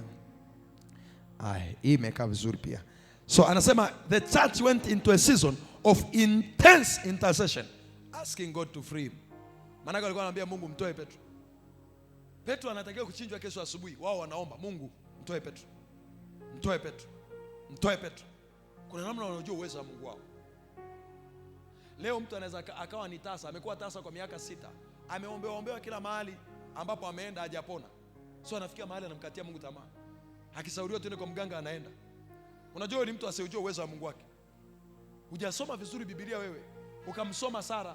Biblia inasema Sara alikuwa ni mtu ambaye Ibrahimu alikuwa anajua. Anasema hali ya tumbo lake Sara ni kama hali ya mtu aliyekufa. Maana yake ni kwamba Sara tumbo lake la uzazi lilikuwa kama tumbo la maiti. Maana yake ni kwamba haliwezi kusupport life, haliwezi kusupport uzima wa chochote. Na Ibrahimu naye Biblia inasema naye alikuwa kama mtu aliyekufa. Maana yake mwili wake haufunction kwenye masuala ya uzazi tena. Lakini Ibrahimu alimwamini yeye, alikuwa amemwambia kwamba anaweza kufanya alichomwambia. Na hala hakusita. Na Biblia inasema akatiwa nguvu kwa njia ya imani. Lazima ujue uwezo wa Mungu wako. Subiri nikupe andiko la mwisho. Subiri nikupe andiko la mwisho. Kitabu kile cha Warumi sura ya 8 ule mstari wa 11. Hapa alizungumza huo uweza wa Mungu. Huo uweza wa Mungu ameuzungumza kama Roho Mtakatifu. Warumi 8 ule mstari wa 11. Warumi 8 ule mstari wa 11 anauzungumza tena huo uweza. Anasema uweza unakaa ndani yetu. Anasema lakini ikiwa roho yake yeye aliyemfufua Yesu katika wafu, ndio huo uweza ambao tulikuwa tunaambiwa anakaa ndani yenu. Yeye aliyemfufua Kristo Yesu katika wafu, anasema ataihuisha miili yenu iliyo katika hali ya kufa kwa roho wake akae ndani yenu. Na ukirudi ukichukua ile andiko na aliunganisha na ile Waefeso pia 3:20 ambayo tulisoma mwanzoni, ya kwamba atukuze yeye kufanya mambo ya ajabu mno kuliko yale tuyaombayo tuyawazayo, kwa kadri ya nguvu itendayo kazi wapi? Hiyo nguvu inayotenda kazi ndani yetu inaitwa Roho Mtakatifu. Maana yake ni kwamba kama unaye roho wa Mungu ndani yako na unaujua uwezo wa Mungu vizuri, watu wa Mungu, kuna mambo ya ajabu mno Mungu ataanza kufanya kupitia maombi yako. Ndivyo alivyosema. Yaani ukiujua vizuri uwezo wa Mungu unaofanya kazi ndani yako ambao ni Roho Mtakatifu, ukaujua vizuri, Biblia inasema ya kwamba kuna mambo ya ajabu mno Mungu ataanza kufanya ukiomba au ukiwaza. Bwana yafungue macho yako ya ujue huo uwezo wa Mungu katika jina la Yesu. Unapaswa kujua ya kwamba Mungu wako alimfufua mtu anaitwa Lazaro. Lazaro alikuwa amekufa na ana siku 4 kaburini. Kitaalamu tunasema watu walimwambia Yesu ya kwamba huyu Lazaro ananuka na huyu Lazaro hawezi kufufuka.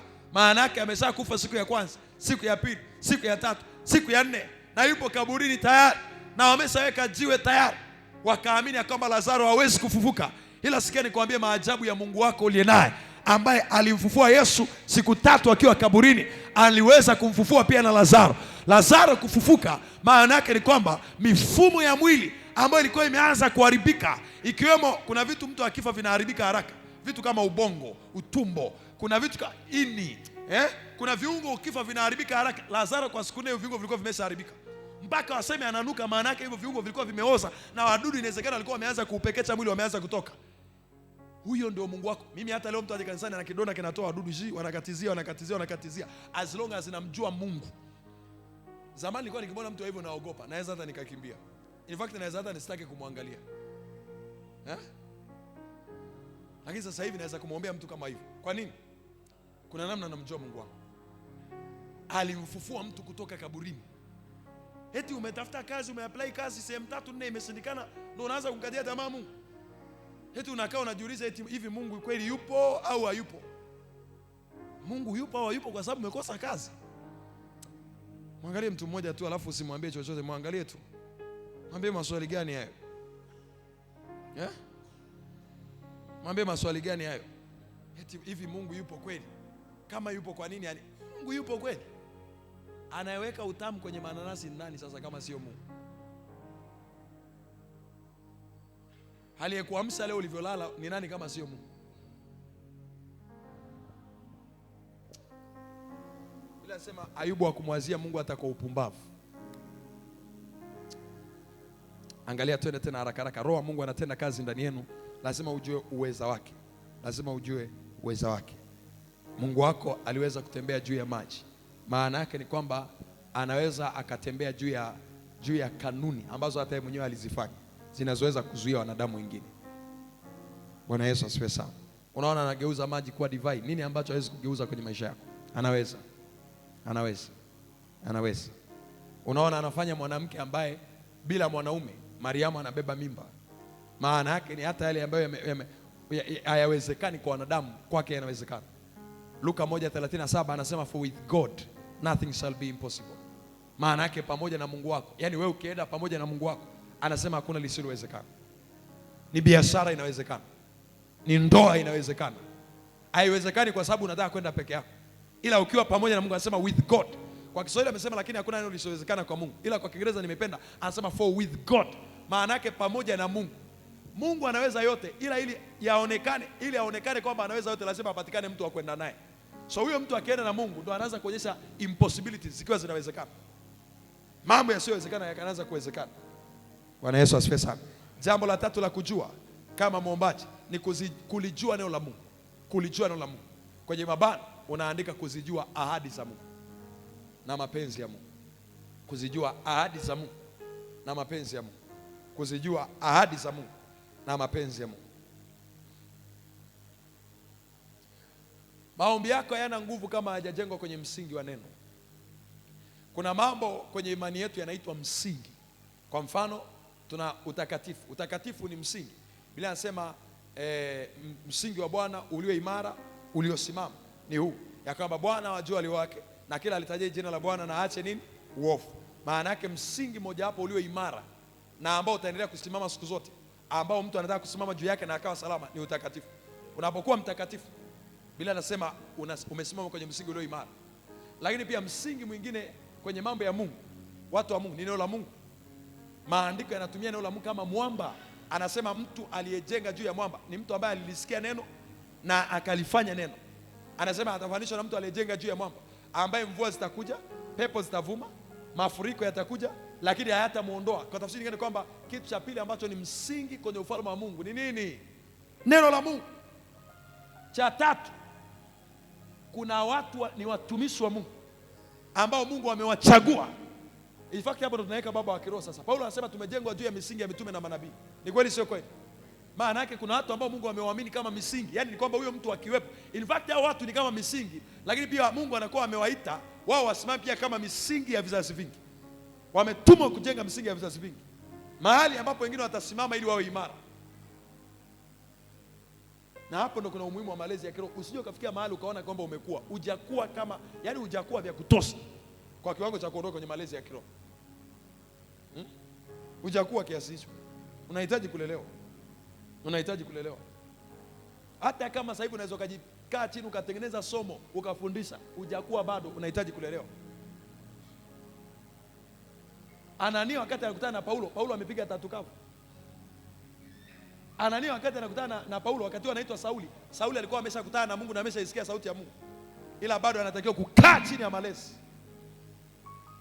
Hata kama unaota ndoto na mambo ambayo unayaona kabisa ni uhalisia, na ukituambia yanatokea kama ulivyosema, hiyo haikuondoi chini ya malezi. Hata ungekuwa Mungu amekupandisha ukawa mfalme wa nchi, hiyo haikuondoi chini ya malezi. Kuna watu kujitenga nao ni kujiondoa kwenye msingi. Pepo zikivuma haupo, mvua zikapiga haupo, mafuriko yakanyesha haupo. Kuna watu Mungu akikuona unajiambatanisha nao, Mungu anakuona umejiambatanisha na msingi.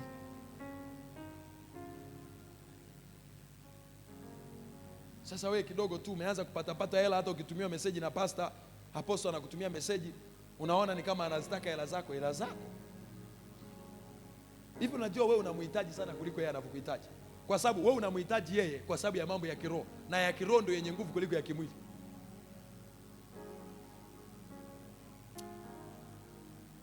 Leo kuna watu unakuta amepanda tu cheo kazini, sasa hivi hasikilizi tena, hasikilizi mme wake, hasikilizi mchungaji, hasikilizi yoyote. Kizazi cha mambo ya kujiamulia. Sema watu wa kujiamulia. Nafika mahali tu kwa sababu ameanza akikaa akasoma neno anapata ufunuo, alafu anajirekodi ka clip kake dakika 3 anatuma TikTok, anapata like 400.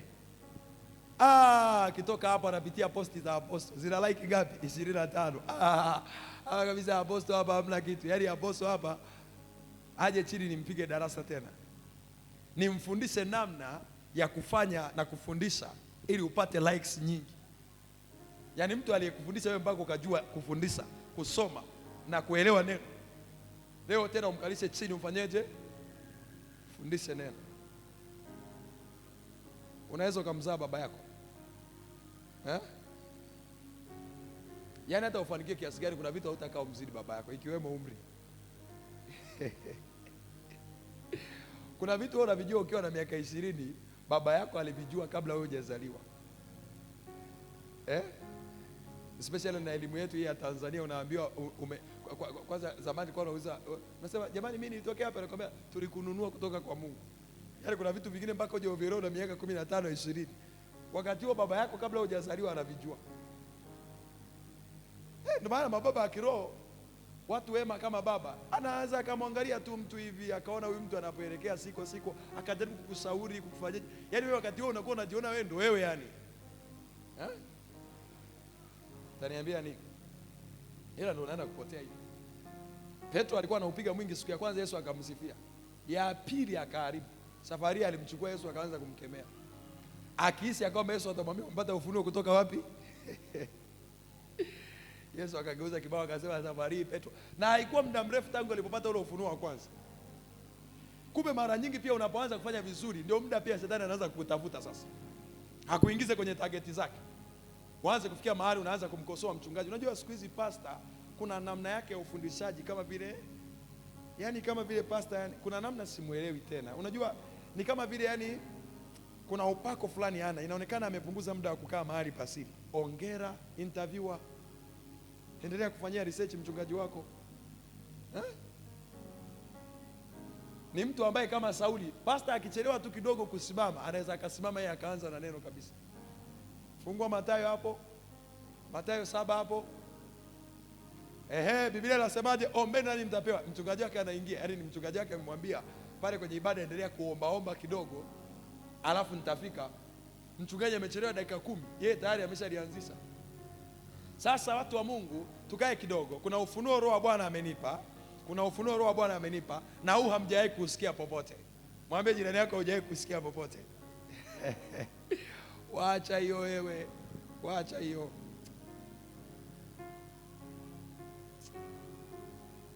Alafu unashawishiwa na vijana wa huko mtandaoni wenye followers. Mtu ana followers labda 10,000. Anatokea tu na yeye kwa sababu akulelewa amepata followers kwa bahati mbaya. Anaanza kusema bwana malezi ya kiroho ni kitu ambacho hakipo. Natoa tu mfano. Na wewe sasa nasema kwa kweli malezi ya kiroho hamna bwana. Yaani malezi ya kiroho ni kitu cha uongo. Kwanza ni kukandamizwa. Hata watoto wako wa kimwili watakufanyia hivyo. Wala sio muda mrefu. Mtoto wako kimwili atafikia darasa la 5 atasema hata haya malezi ya kimwili hamna kitu bwana.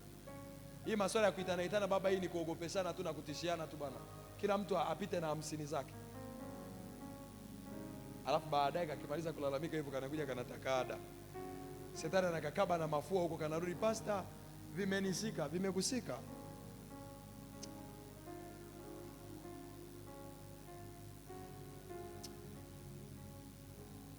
Jiona umeanza kuwa matured. Unahitaji malezi. Yaani mpaka siku unaingia kaburini. Wewe haufi in fact, haufi. Mpaka siku tunaingia mbinguni. Niseme mbinguni nifute hiyo kaburini. Kataa kufa kwa jina la Yesu. Mpaka siku unaingia mbinguni unahitaji kulelewa. Hata kule mbinguni ukiingia leo kuna watu wanaitwa wazee. Wewe uheshimu watu hapa duniani unakwenda kuna watu wanaitwa wazee. Ni ishara ya kwamba elders are everywhere.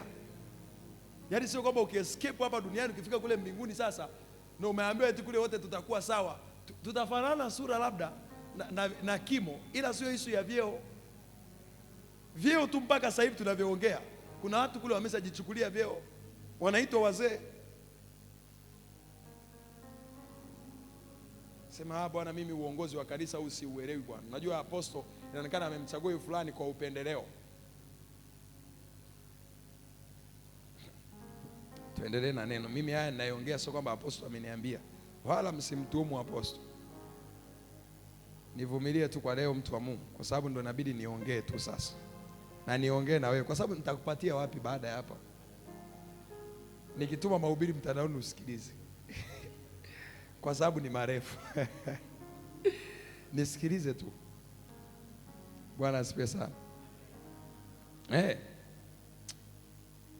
Kulijua neno la Mungu, kuna mambo mawili makubwa utayapata. Namba 1, utazijua ahadi za Mungu zilizo kwenye neno la Mungu. Lakini cha pili, utayajua mapenzi ya Mungu. Maombi yako yatakuwa na nguvu, mtu wa Mungu, kama yatajengwa juu ya msingi wa neno la Mungu. Nilikuwa nazungumza kuhusu misingi. Sasa nikuonyeshe jambo limoja hapa. Kuomba maana yake nini? Kuomba ni kumkumbusha Mungu alichokuahidi au alichosema juu yako au juu ya hicho unachokiombea. Kuomba ni kumkumbusha Mungu. Sasa huwezi kumkumbusha Mungu kitu ambacho Mungu hajawahi kusema. Hata wewe mtu akikwambia hebu nikumbushe, hivi nikumbushe. Mtu amekufuata na kwambia nipe ile 500,000. Nikumbushe nilikuahidi lini? Unaanza kumkumbusha jinsi ilivyokuwa mpaka akakuahidi. Na labda kwenye kuahidi alisema labda ukifanikiwa kitu fulani nitakupa kitu fulani. So kuomba ni kumkumbusha Mungu. Isaya 43 mstari wa 26. Ngoja tusome pale haraka haraka. Isaya 43 ule mstari wa 26. Isaya 43 ule mstari wa 26. Anasemaje? Unikumbushe. Maana yake ni kwamba unapoenda kwenye chumba cha maombi, Mungu anataka asikie neno lake kuliko maneno yako. Asikie neno lake kuliko shida zako. In fact, kama una shida, ziunganishe shida zako na neno lake. Yaani tafuta neno linalozungumzia shida yako, alafu lipeleke hilo neno mbele za Mungu. Mungu anasema umkumbushe, alafu anasemaje? Tuojiane. Maana yake maombi yamejengwa kwenye kumkumbusha Mungu, lakini pia pili kwenye kuojiana. Kuna mambo Mungu hakupi tu kwa sababu umeomba. Lazima muojiane. Kuojiana maana yake umpe Mungu sababu kwa nini akupe. Mungu aone akikupa hicho kitu yeye anapata nini. Ndio ile sasa maombi ya kuojiana. Hana mwanzoni alianza kumkumbusha Mungu na kuomba, Mungu akumpa. Alipofikia mahali pa kuojiana, Mungu yakwamba Mungu, safari hii ukinipa mtoto nakupa nabii. Hiyo ndio kuojiana. Kuojiana maana yake ni kujenga hoja zenye nguvu. Unamuonyesha Mungu yakwamba wewe ukipata na yeye atapata. Hizo ni hoja. So anasema tuojiane. Kuomba ni kuojiana Mungu. Alafu cha tatu anasemaje? Eleza mambo yako. Ila mambo yako nayoeleza, unaeleza kutoka kwenye kumkumbusha neno kwanza. So unaona hajaanza naeleza mambo yako. Ameanza na unikumbushe. Maana yake mpaka alione neno. Kwa sababu yeye analiangalia neno lake apate kulitimiza na sio shida zako. Analiangalia neno lake apate kulitimiza. Alafu anasemaje? Upate kupewa haki yako. Kwa hiyo ili upate haki yako, ni kweli unayo shida, lakini tafuta neno la Mungu linalozungumzia hiyo shida yako. Nenda nalo mbele za Mungu, mkumbushe Mungu lisema hivi. Alafu muonyeshe Mungu uhitaji wako, kwa sababu unaweza mkumbusha ahadi yake. Alafu Mungu anasema ndo atakupa nini? Haki yako. So neno la Mungu litakufunulia ahadi za Mungu. Lakini namba 2, neno la Mungu litakufunulia mapenzi ya Mungu. Kuna mambo ambayo unaweza kuwa unamuomba Mungu. In fact kuna kitu kinaitwa kuomba vibaya. Kuna kitu kinaitwa kuomba vibaya. Anasema maomba wala mpati kwa kuwa maomba nini? Vibaya. Kuomba vibaya maana yake nini? Namba 1 ni kuomba nje ya mapenzi ya Mungu. Na mapenzi ya Mungu ya kwanza ni neno lake. Lakini wakati mwingine kuna mapenzi ya Mungu mengine tofauti na neno lake. Na haya mapenzi ya Mungu mengine tofauti na neno lake ni kwamba ni nini mapenzi ya Mungu kwenye hayo majira ya maisha yako. Kuna wakati unamuomba Mungu, unamwambia Baba, huyu ni Yusufu. Inawezekana Yusufu hapa akiwa kule kwa Farao. Anamwambia Baba, nipe mke, nipe ndoa nzuri. Baba, nipe biashara ya kufanya. Lakini mapenzi ya Mungu kwa Yusufu wakati huo ni atoke pale aingie gerezani. Atoke gerezani aende ikulu. So kuna wakati unaweza kuwa unalo neno unalisimamia. Baba, nina hili neno nalisimamia. Je, ni mapenzi ya Mungu ya wakati huo kwako? Kwenye hicho unachokiomba? Mtoto wa darasa la pili akiwa anamwomba Mungu ampe ndoa, wa darasa la pili ana miaka 6, sijui 7. Anamwomba Mungu ampe ndoa. Mungu hayo maombi atayasikia ila hawezi kuyajibu.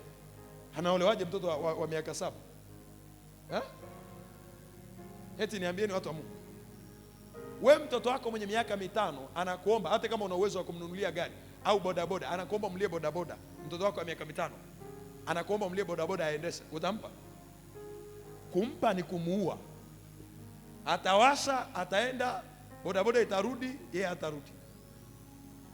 Kwa kuna vitu unamuomba Mungu ila Mungu akiangalia hayo sio majira ya wewe kupata hicho unachotaka. Na wakati mwingine Mungu anajuaje hayo sio majira ya kupata hicho unachotaka? Anaangalia pia uwezo wako wa kumudu hicho unachokitaka ni mdogo. Ninayo mengi ya kuambia lakini hamwezi kuyastahimili, maana yake uwezo wenu ni mdogo. Jenga capacity kwanza.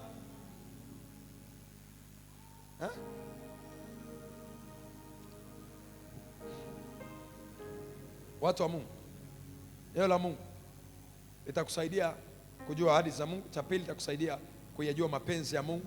Cha tatu, neno la Mungu litakusaidia ujue nafasi yako. Nafasi yako kama muombaji. Nafasi yako kama muombaji. Hauendi mbele za Mungu tu kwa sababu unaenda kuombaomba. In fact, sisi hatuendi kuombaomba. Sisi ni watoto wa Mungu. Ni watoto wa Mungu. Namna yetu ya kuomba ni tofauti na mtumwa anavyoweza kuomba. Namna yake ya kuomba ni tofauti na mtumwa anavyoweza kuomba.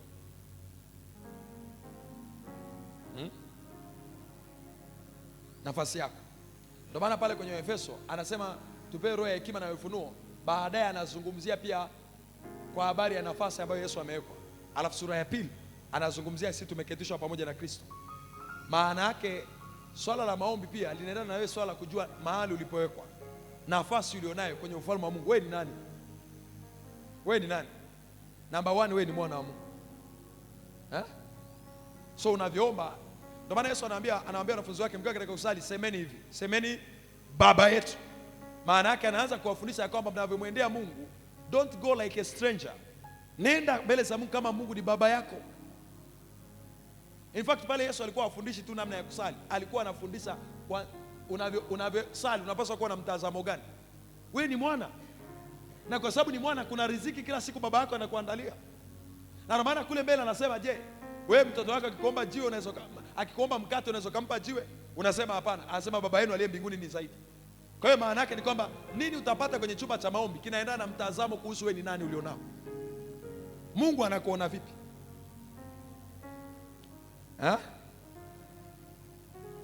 Haleluya. Wewe ni mwana wa Mungu, lakini pia wewe ni mwakilishi wa Mungu. Kwa tafsiri nyingine kwamba unavyoomba, unaomba kama mwakilishi wa Mungu. Maana yake ni kwamba Mungu ukinipa hii kazi, sio tu nitakuwa na kazi, nimepata jukwaa la kukuwakilisha. Mungu ukinipa hii ndoa, sio tu nimepata ndoa, nimepata pia jukwaa la kukuwakilisha. Wewe ni mwakilishi wa Mungu. Wewe ni mwakilishi wa Mungu. Wewe ni mwakilishi wa Mungu. Namba 3, neno la Mungu. Namba 4, neno la Mungu litakusaidia ujue silaha za kutumia kwenye chumba cha maombi au wakati ukiwa unaomba. Silaha za kutumia.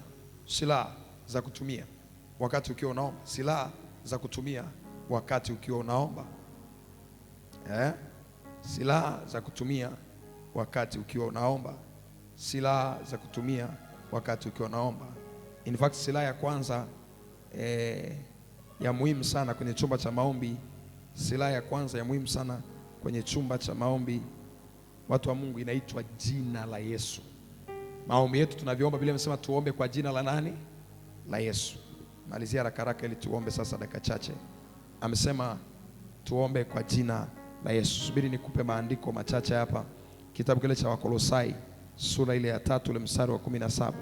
Wakolosai sura ile ya 3 ule mstari wa 17. Anasema hivi, na kila mfanyalo kwa neno au kwa tendo, fanyeni yote katika jina la nani? La Bwana Yesu. Na mkifanya katika jina la Bwana Yesu, anaposema ufanye katika jina la Bwana Yesu, maana yake ni kwamba watu wa Mungu, number 1, jina la Yesu. Okay, subiri nisome ile andiko alafu nikuelezea, nafikiri ndio utanielewa vizuri. Yohana sura ile ya 15. Yohana sura ile ya 15. Ninamjua aliye mwamba, aliye niokoa, ni Bwana Yesu. Ninamjua aliye mwamba, aliye niokoa, ni Bwana Yesu. Ninamjua aliye mwamba, aliye niokoa, ni Bwana Yesu. Yohana 15 mstari wa 16. Yohana 15 mstari wa 16 anasema, si ninyi mlionichagua mimi, bali ni mimi niliowachagua ninyi, nami nikawaweka mwende mkazae matunda, na matunda yenu yapate kukaa, ili kwamba lolote muombalo Baba kwa jina langu awapeni. Yesu ametuwekea garantia kwamba lolote ambalo tutaliomba kwa jina lake, tuna nini? Tuna uhakika wa kupata. Kuomba kwa jina la Yesu maana yake ni hivi: maombi yako unavyoomba ni kama ambavyo tukiseme jina la Yesu ni kama check, ni kama check ambayo wewe unaandika pale. Hii check inaweza kupa chochote, ila sasa wewe inaweza kupa chochote kutoka kwenye neno la Mungu, yani yale ambayo umeona kwenye neno la Mungu, si ndio? So unachoona kwenye neno la Mungu unaandika kwenye hiyo check ambayo ndio hitaji lako. Unahitaji ku-withdraw shilingi ngapi, unahitaji kutoa shilingi ngapi, so unaandika kwenye check ambayo ni jina la Yesu, alafu unampa Mungu. Na kwa sababu lipo kwenye neno la Mungu, maana yake Mungu anaweza kufanya. Kwa hiyo Mungu anachokifanya, akiona hiyo check.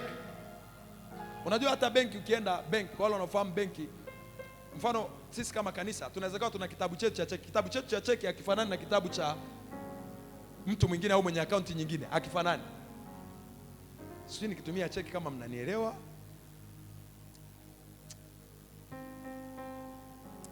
Mnanielewa kweli? Kwa Kiswahili tunatumia hundi, inaitwa hundi. Ila Kiswahili ni kigumu, hundi. Nani anafahamu cheki au jinsi ambavyo cheki inafanya kazi? Okay, au tuachane na mfano wa cheki. Subiri nikupe maana nyingine. Unavyoenda kwa Mungu kwa jina la Yesu ni kama ambavyo Yakobo alivaa nguo za Esau, akaenda kwa baba yake kama Esau. Unanielewa vizuri? Yaani maana yake ni kwamba Mungu akikushikashika hivi, wewe ni Yakobo, ila akikushikashika hivi anamsikia Esau. Esau mtupu, sema Esau mtupu.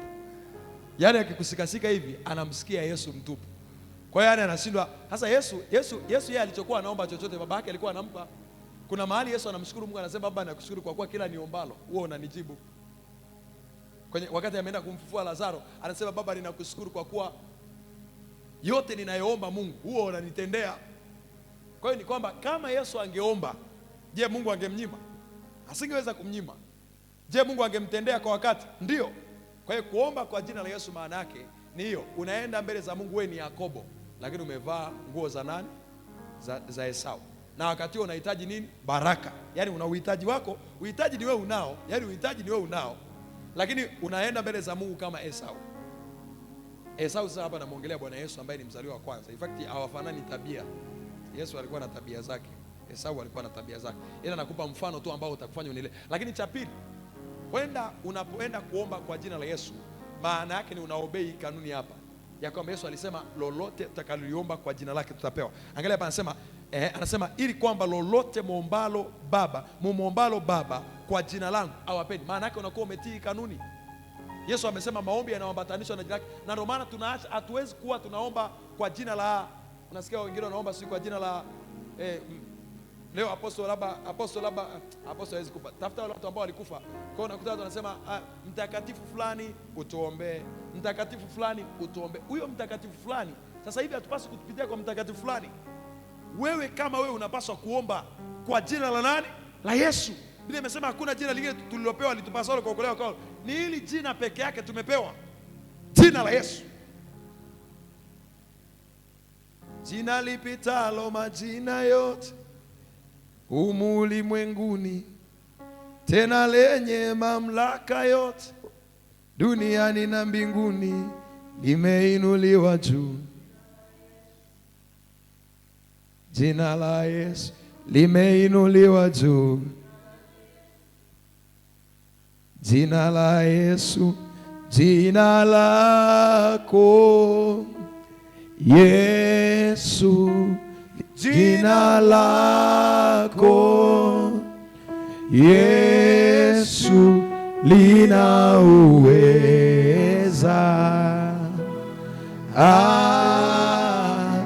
lina uweza, jina lenye mamlaka yote humu ulimwenguni, tena lenye mamlaka yote duniani na mbinguni, limeinuliwa juu. Jina la Yesu limeinuliwa juu. Jina la Yesu limeinuliwa juu. Jina la Yesu limeinuliwa juu. Jina la Yesu. Haleluya. Amen. Unavyoomba kwa jina la Yesu, watu wa Mungu, unavyoomba kwa jina la Yesu ni kama hiyo, unatumia hiyo nafasi ambayo Yesu amesema. Yesu amesema lolote umwombalo Baba kwa jina lake, kwa jina lake. Kwa jina lake maana yake ni kupitia kwa Bwana Yesu. Lakini pia kwa jina lake maana yake unavyoomba Yesu ndo atayachukua hayo maombi yako, kwa sababu umeyaomba, ayapeleke kwa Baba na akuletee majibu. Kwa tafsiri nyingine kwamba hayo maombi hayawezi kuzuiliwa. Bwana Yesu asifiwe sana. Sema amen. Lakini cha pili unapaswa kugundua ni nafasi ya damu ya Yesu. Kama mwombaji katika neno la Mungu utagundua nafasi ya damu ya Yesu kwako kama mwombaji. Namba 1, damu ya Yesu ndio inayokupa ujasiri wa kupaingia patakatifu. Anasema tunao ujasiri wa kupaingia patakatifu kwa damu ya nani? Ya Bwana Yesu. Kwa hiyo namba 1, damu ya Yesu. Kuna mambo ukiwa unayaombea unajua ya kwamba hapa huwezi ukapenya, unapenya hapo mahali kwa damu ya Yesu. In fact unataka rehema za Mungu kwa damu ya Yesu. Damu ya Yesu inakutakasa. Lakini pia damu ya Yesu ni silaha yetu ya kiroho. It's our weapon of war. Ni silaha yetu ya kiroho. Anasema kwenye Ufunuo 12 mstari wa 11, anasema nao wakamshinda kwa damu ya nani? Ya mwanakondoo na kwa neno la ushuhuda wao. Maanake damu ya Yesu ni silaha yetu ya kiroho dhidi ya nguvu za giza na upinzani wa kipepo ambao tunakutana nao njiani. Bwana Yesu asifiwe. Lakini pia katika kusoma neno, watu wa Mungu, utagundua katika kusoma neno kuna silaha nyingine, ziko nyingi. Sasa hizi ni zile za Waefeso sura ya 6 ule mstari wa 12, kuanzia mstari ule wa 13 mpaka ule mstari wa 17. Waefeso 6 kuanzia mstari wa 13 mpaka ule mstari wa 17. Kuna silaha nyingine nyingi ziko pale. Kuna diria haki kifuani, kuna chapeo ya wokovu, ziko pale nyingi. Lakini katika kusoma sasa kuna maandiko mengine ambayo tutaendelea kuyagundua katika neno la Mungu, ambayo maandiko ni silaha ambayo utaitumia wakati unapigana na adui, kwa sababu Biblia inasema neno la Mungu ni upanga wa roho. Neno la Mungu ni upanga wa roho. Maana yake kuna silaha nyingine utaendelea kuzigundua kupitia neno la Mungu kadri unavyozidi kusoma, Twende tena jambo lingine la mwisho haraka. Naomba usimame pia kwa miguu yako. Wakati namalizia jambo hili la mwisho, simama pia kwa miguu yako.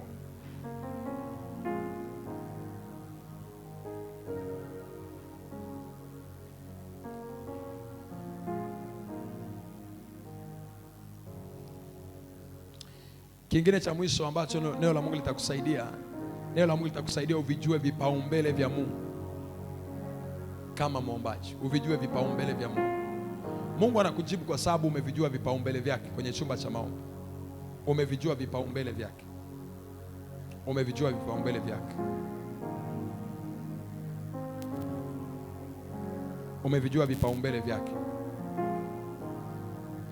Unaona Yesu akiwa anafundisha wanafunzi wake kuomba, Luka sura ya 11 mstari wa 2 mpaka wa 4, anaambia mkiwa katika kusali semeni, Baba yetu uliye mbinguni, jina lako litukuzwe. Maana yake nini? Yesu anawaambia kipaumbele cha kwanza cha Mungu kwenye maombi yako ni ibada kwanza na ushirika. Ndio hiyo Mungu atukuzwe. Kipaumbele cha kwanza cha Mungu kwenye maombi yako ni ibada na ushirika. Ndio Baba yetu uliye mbinguni, jina lako litukuzwe. Ni ibada hiyo na ushirika. Jina lako litukuzwe ni ibada.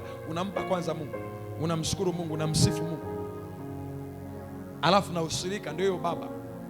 Lakini cha pili anasema mapenzi yako yatimizwe hapa duniani kama huko mbinguni. Maana yake kipaumbele cha pili ni mapenzi ya Mungu kwanza yatangulie kwenye maombi yako.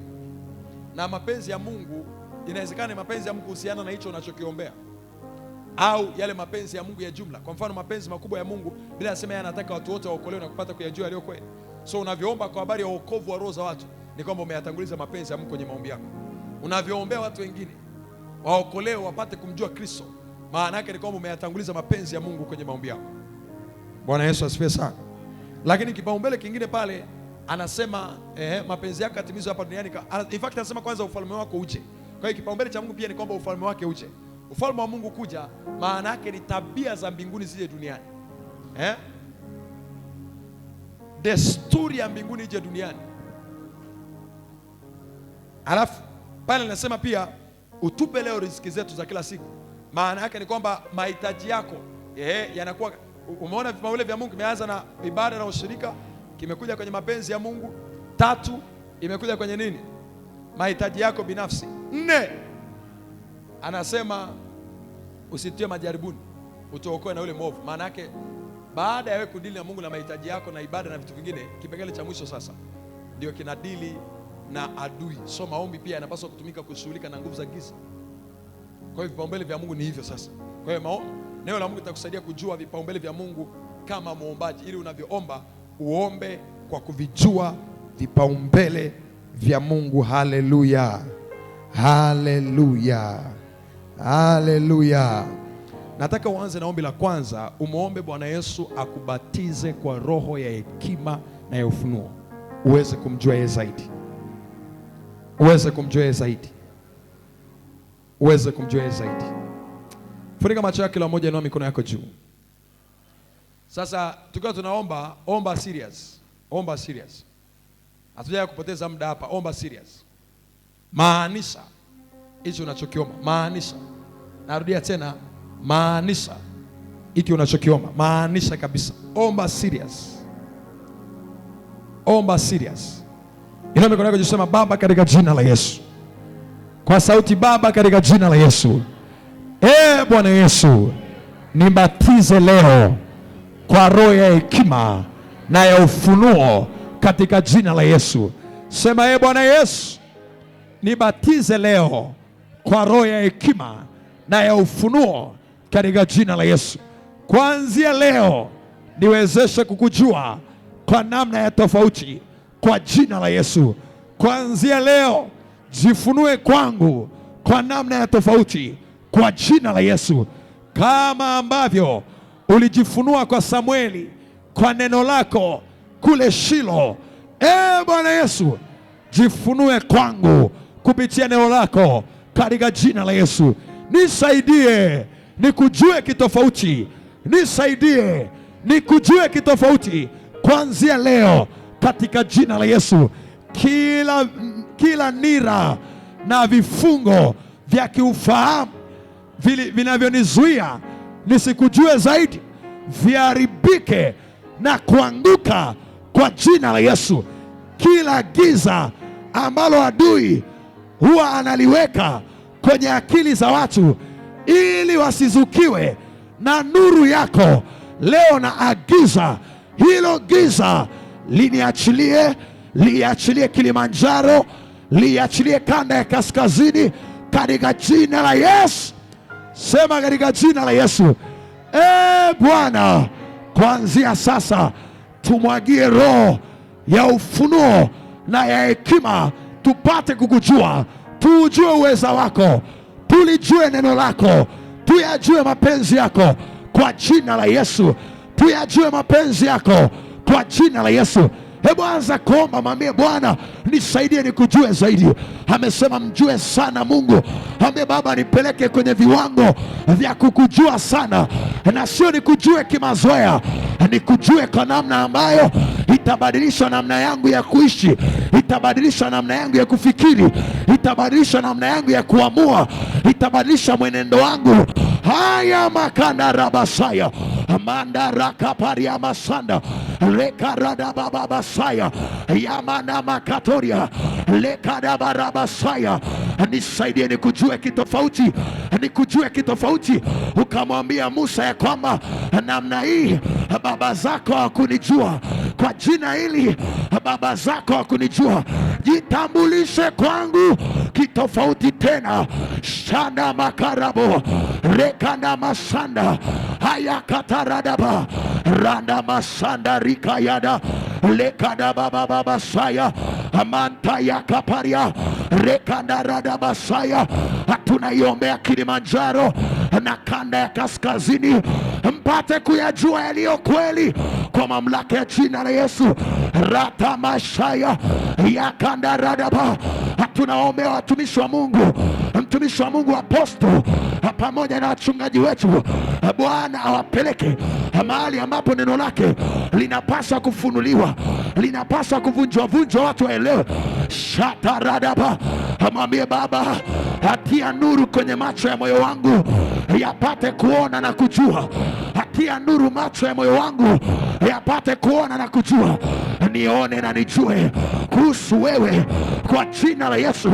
Hata kwenye maandiko yale yale ambayo yamezoeleka na wengine, mimi nikuone kitofauti. Hata kwenye maandiko yale yale ambayo yamezoeleka na kanisa, mimi nikuone kitofauti. Bwana, shadadadadadadadaba Amanda yakarada masanda rekarada basaya amanta yakaparia rikadarada Amanda yakatoria. Anasema watu wamjuao Mungu wao watakuwa hodari. Mwambie Baba, umesema nikujue na niendelee kukujua, nisaidie niendelee. Nakataa kuwa na ufunuo wa mwaka jana. Leo nataka ufunuo mpya kuhusu wewe. Kila siku nipe ufunuo mpya kuhusu upendo wako. Umesema ya kwamba tupate kujua kina cha upendo wako jinsi ulivyo. Kila siku Bwana, nipeleke kwenye ufunuo mwingine utakao nijulisha kina kingine kuhusu upendo wako, utakao nijulisha kina kingine kuhusu uweza wako, utakao nijulisha kina kingine kuhusu baraka zako, utakao nijulisha kina kingine kuhusu mema yako, katika jina la Yesu. Mwambie Baba, nisaidie nikujue. Baba, nisaidie nikujue. Baba, nisaidie nikujue. Walipomwangalia Petro wakagundua hii hajasomea, hii si ya theolojia. Hii namna ambayo Petro anamjua Mungu wake, hii si ya theolojia tu.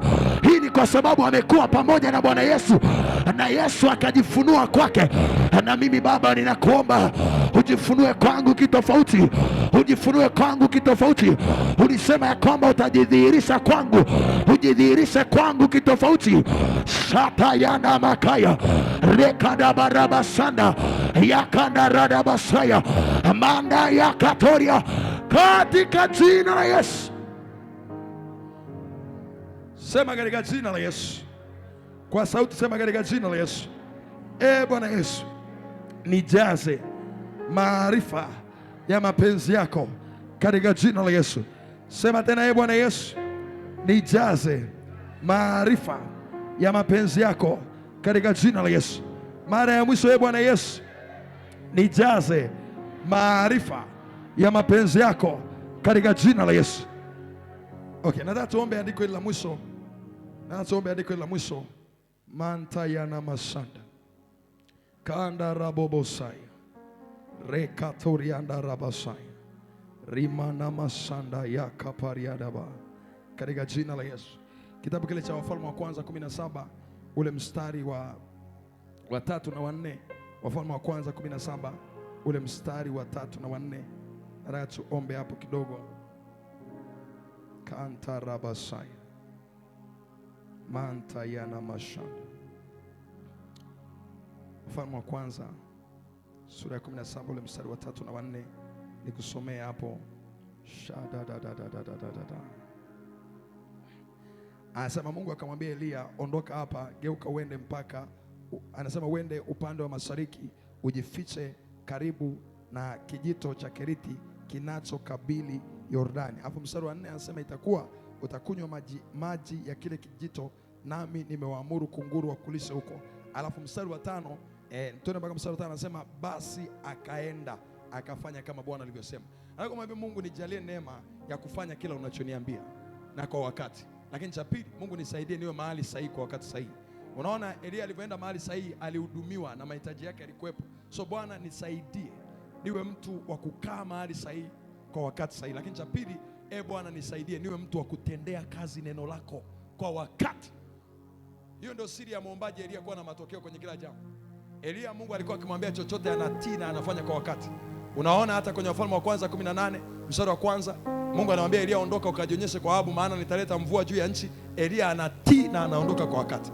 Alikuwa sio mtu wa kuchelewa kwenye sauti ya Mungu. Kwa hiyo nini kinafanya muombaji mwenye matokeo pia? Ni hiyo uwezo wa kusikia na kuchukulia kwa haraka, hatua kwa haraka hayo maelekezo ya Mungu. Inua mikono yako juu, sema Baba, katika jina la Yesu. Bwana Yesu, naomba unisaidie, nipe neema yako ya kutendea kazi maelekezo yako na maagizo yako kwa wakati, katika jina la Yesu. Nisaidie kuanzia sasa, na kataa ule uzito na uvivu wa kutendea kazi neno lako kwa wakati, kwa jina la Yesu. Ukisema mimi nichukue hatua, kwa jina la Yesu nakataa kujivutavuta. Nipe neema yako ya kuchukua hatua kwa wakati, kwa mamlaka ya jina la Yesu. Niwe kama Daudi aliyesema ya kwamba atafanya haraka kuyatendea kazi maagizo yako na sheria yako. Bwana Yesu, nipe haraka kwenye kutendea kazi neno lako, nipe mbio kwenye kutendea kazi neno lako kwa jina la Yesu. Nakataa kuchelewa, nakataa kujivutavuta. Ukisema sitajivutavuta kuanzia leo kwa jina la Yesu, na kuanzia sasa ninakuomba neema ya kuwa mahali sahihi kwa wakati sahihi katika jina la Yesu. Omba hayo maombi mawili kwa jina la Yesu. Ambie Bwana akupe neema, utakaposikia utendee kazi kwa jina la Yesu. Mariamu akaambia wanafunzi wa Yesu, lolote atakalowaambia, don't delay, wewe usichelewe, fanyia kazi. Baba, nipe neema ya kufanyia kazi neno lako, ufunuo unaonipa, maagizo unayonipa, maelekezo unayonipa, ile sauti unayoinipa, nipe neema ya Mungu itakufundisha. Ambie Baba akupe neema. Yesu nisaidie.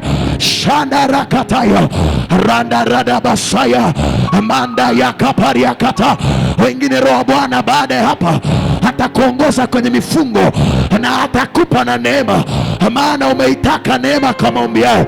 Amwambie Baba nipe neema, nipe neema, nipe neema. Ibrahim, moja ya siri ya mafanikio aliyokuwa nayo ni Mungu alikuwa akiongea, akimwambia toka anatoka, akimwambia nenda anaenda. Amwambie Baba nipe neema ya kutendea kazi maelekezo yako. Moja ya siri ya matokeo ya Petro aliyefanya kazi ya kuchosha, alihama hapo akaenda viwango vingine kwa kutendea kazi maelekezo aliyokuwa anayapata na maagizo aliyokuwa anayapata. Bwana, naamini neno lako, nipe tena neema ya kutendea kazi maelekezo yako kwa wakati. Nakataa kuchelewa, nakataa kujivutavuta, nakataa kuchelewa kwa mamlaka ya jina la Yesu. Shata yanda kaparia rekanda rada basaya manda ya kaparados yanta yana masaya. Iwe ni maagizo kwa ajili yangu, iwe ni maagizo kwa ajili ya watu wako, iwe ni maagizo kwa ajili ya kizazi hiki. Nipe neema ya kuwa on time, nipe neema ya kuwa on time kwenye maagizo yako. Baba, nipe neema ya kuwa on time, kama ambavyo neno lako halichelewi. Neno lako huwa linapiga mbio. Nipe neema ya kupiga mbio na neno lako, nipe neema ya kupiga mbio na neno lako, nipe neema ya kupiga mbio na neno lako. Ukiongea nisifikiri, nilikimbilia neno lako kwa nguvu zote, nilikimbilia neno lako kwa moyo wote, nilikimbilia neno lako kwa akili zote, katika jina la Yesu. Sema, Roho Mtakatifu, kuanzia leo nipe wepesi wa kukimbia na neno lako. Utakapoongea tu nami nikimbie nalo katika jina la Yesu. Sema tena, katika jina la Yesu. Roho wa Bwana nisaidie niwe mahali sahihi kila wakati kwa jina la Yesu, na niwe nikifanya jambo sahihi katika jina la Yesu. Kama unayo makofi, unaweza kumpa Yesu makofi mengi. Fanya vizuri kwa ajili ya Bwana Yesu. Fanya vizuri kwa ajili ya Bwana Yesu.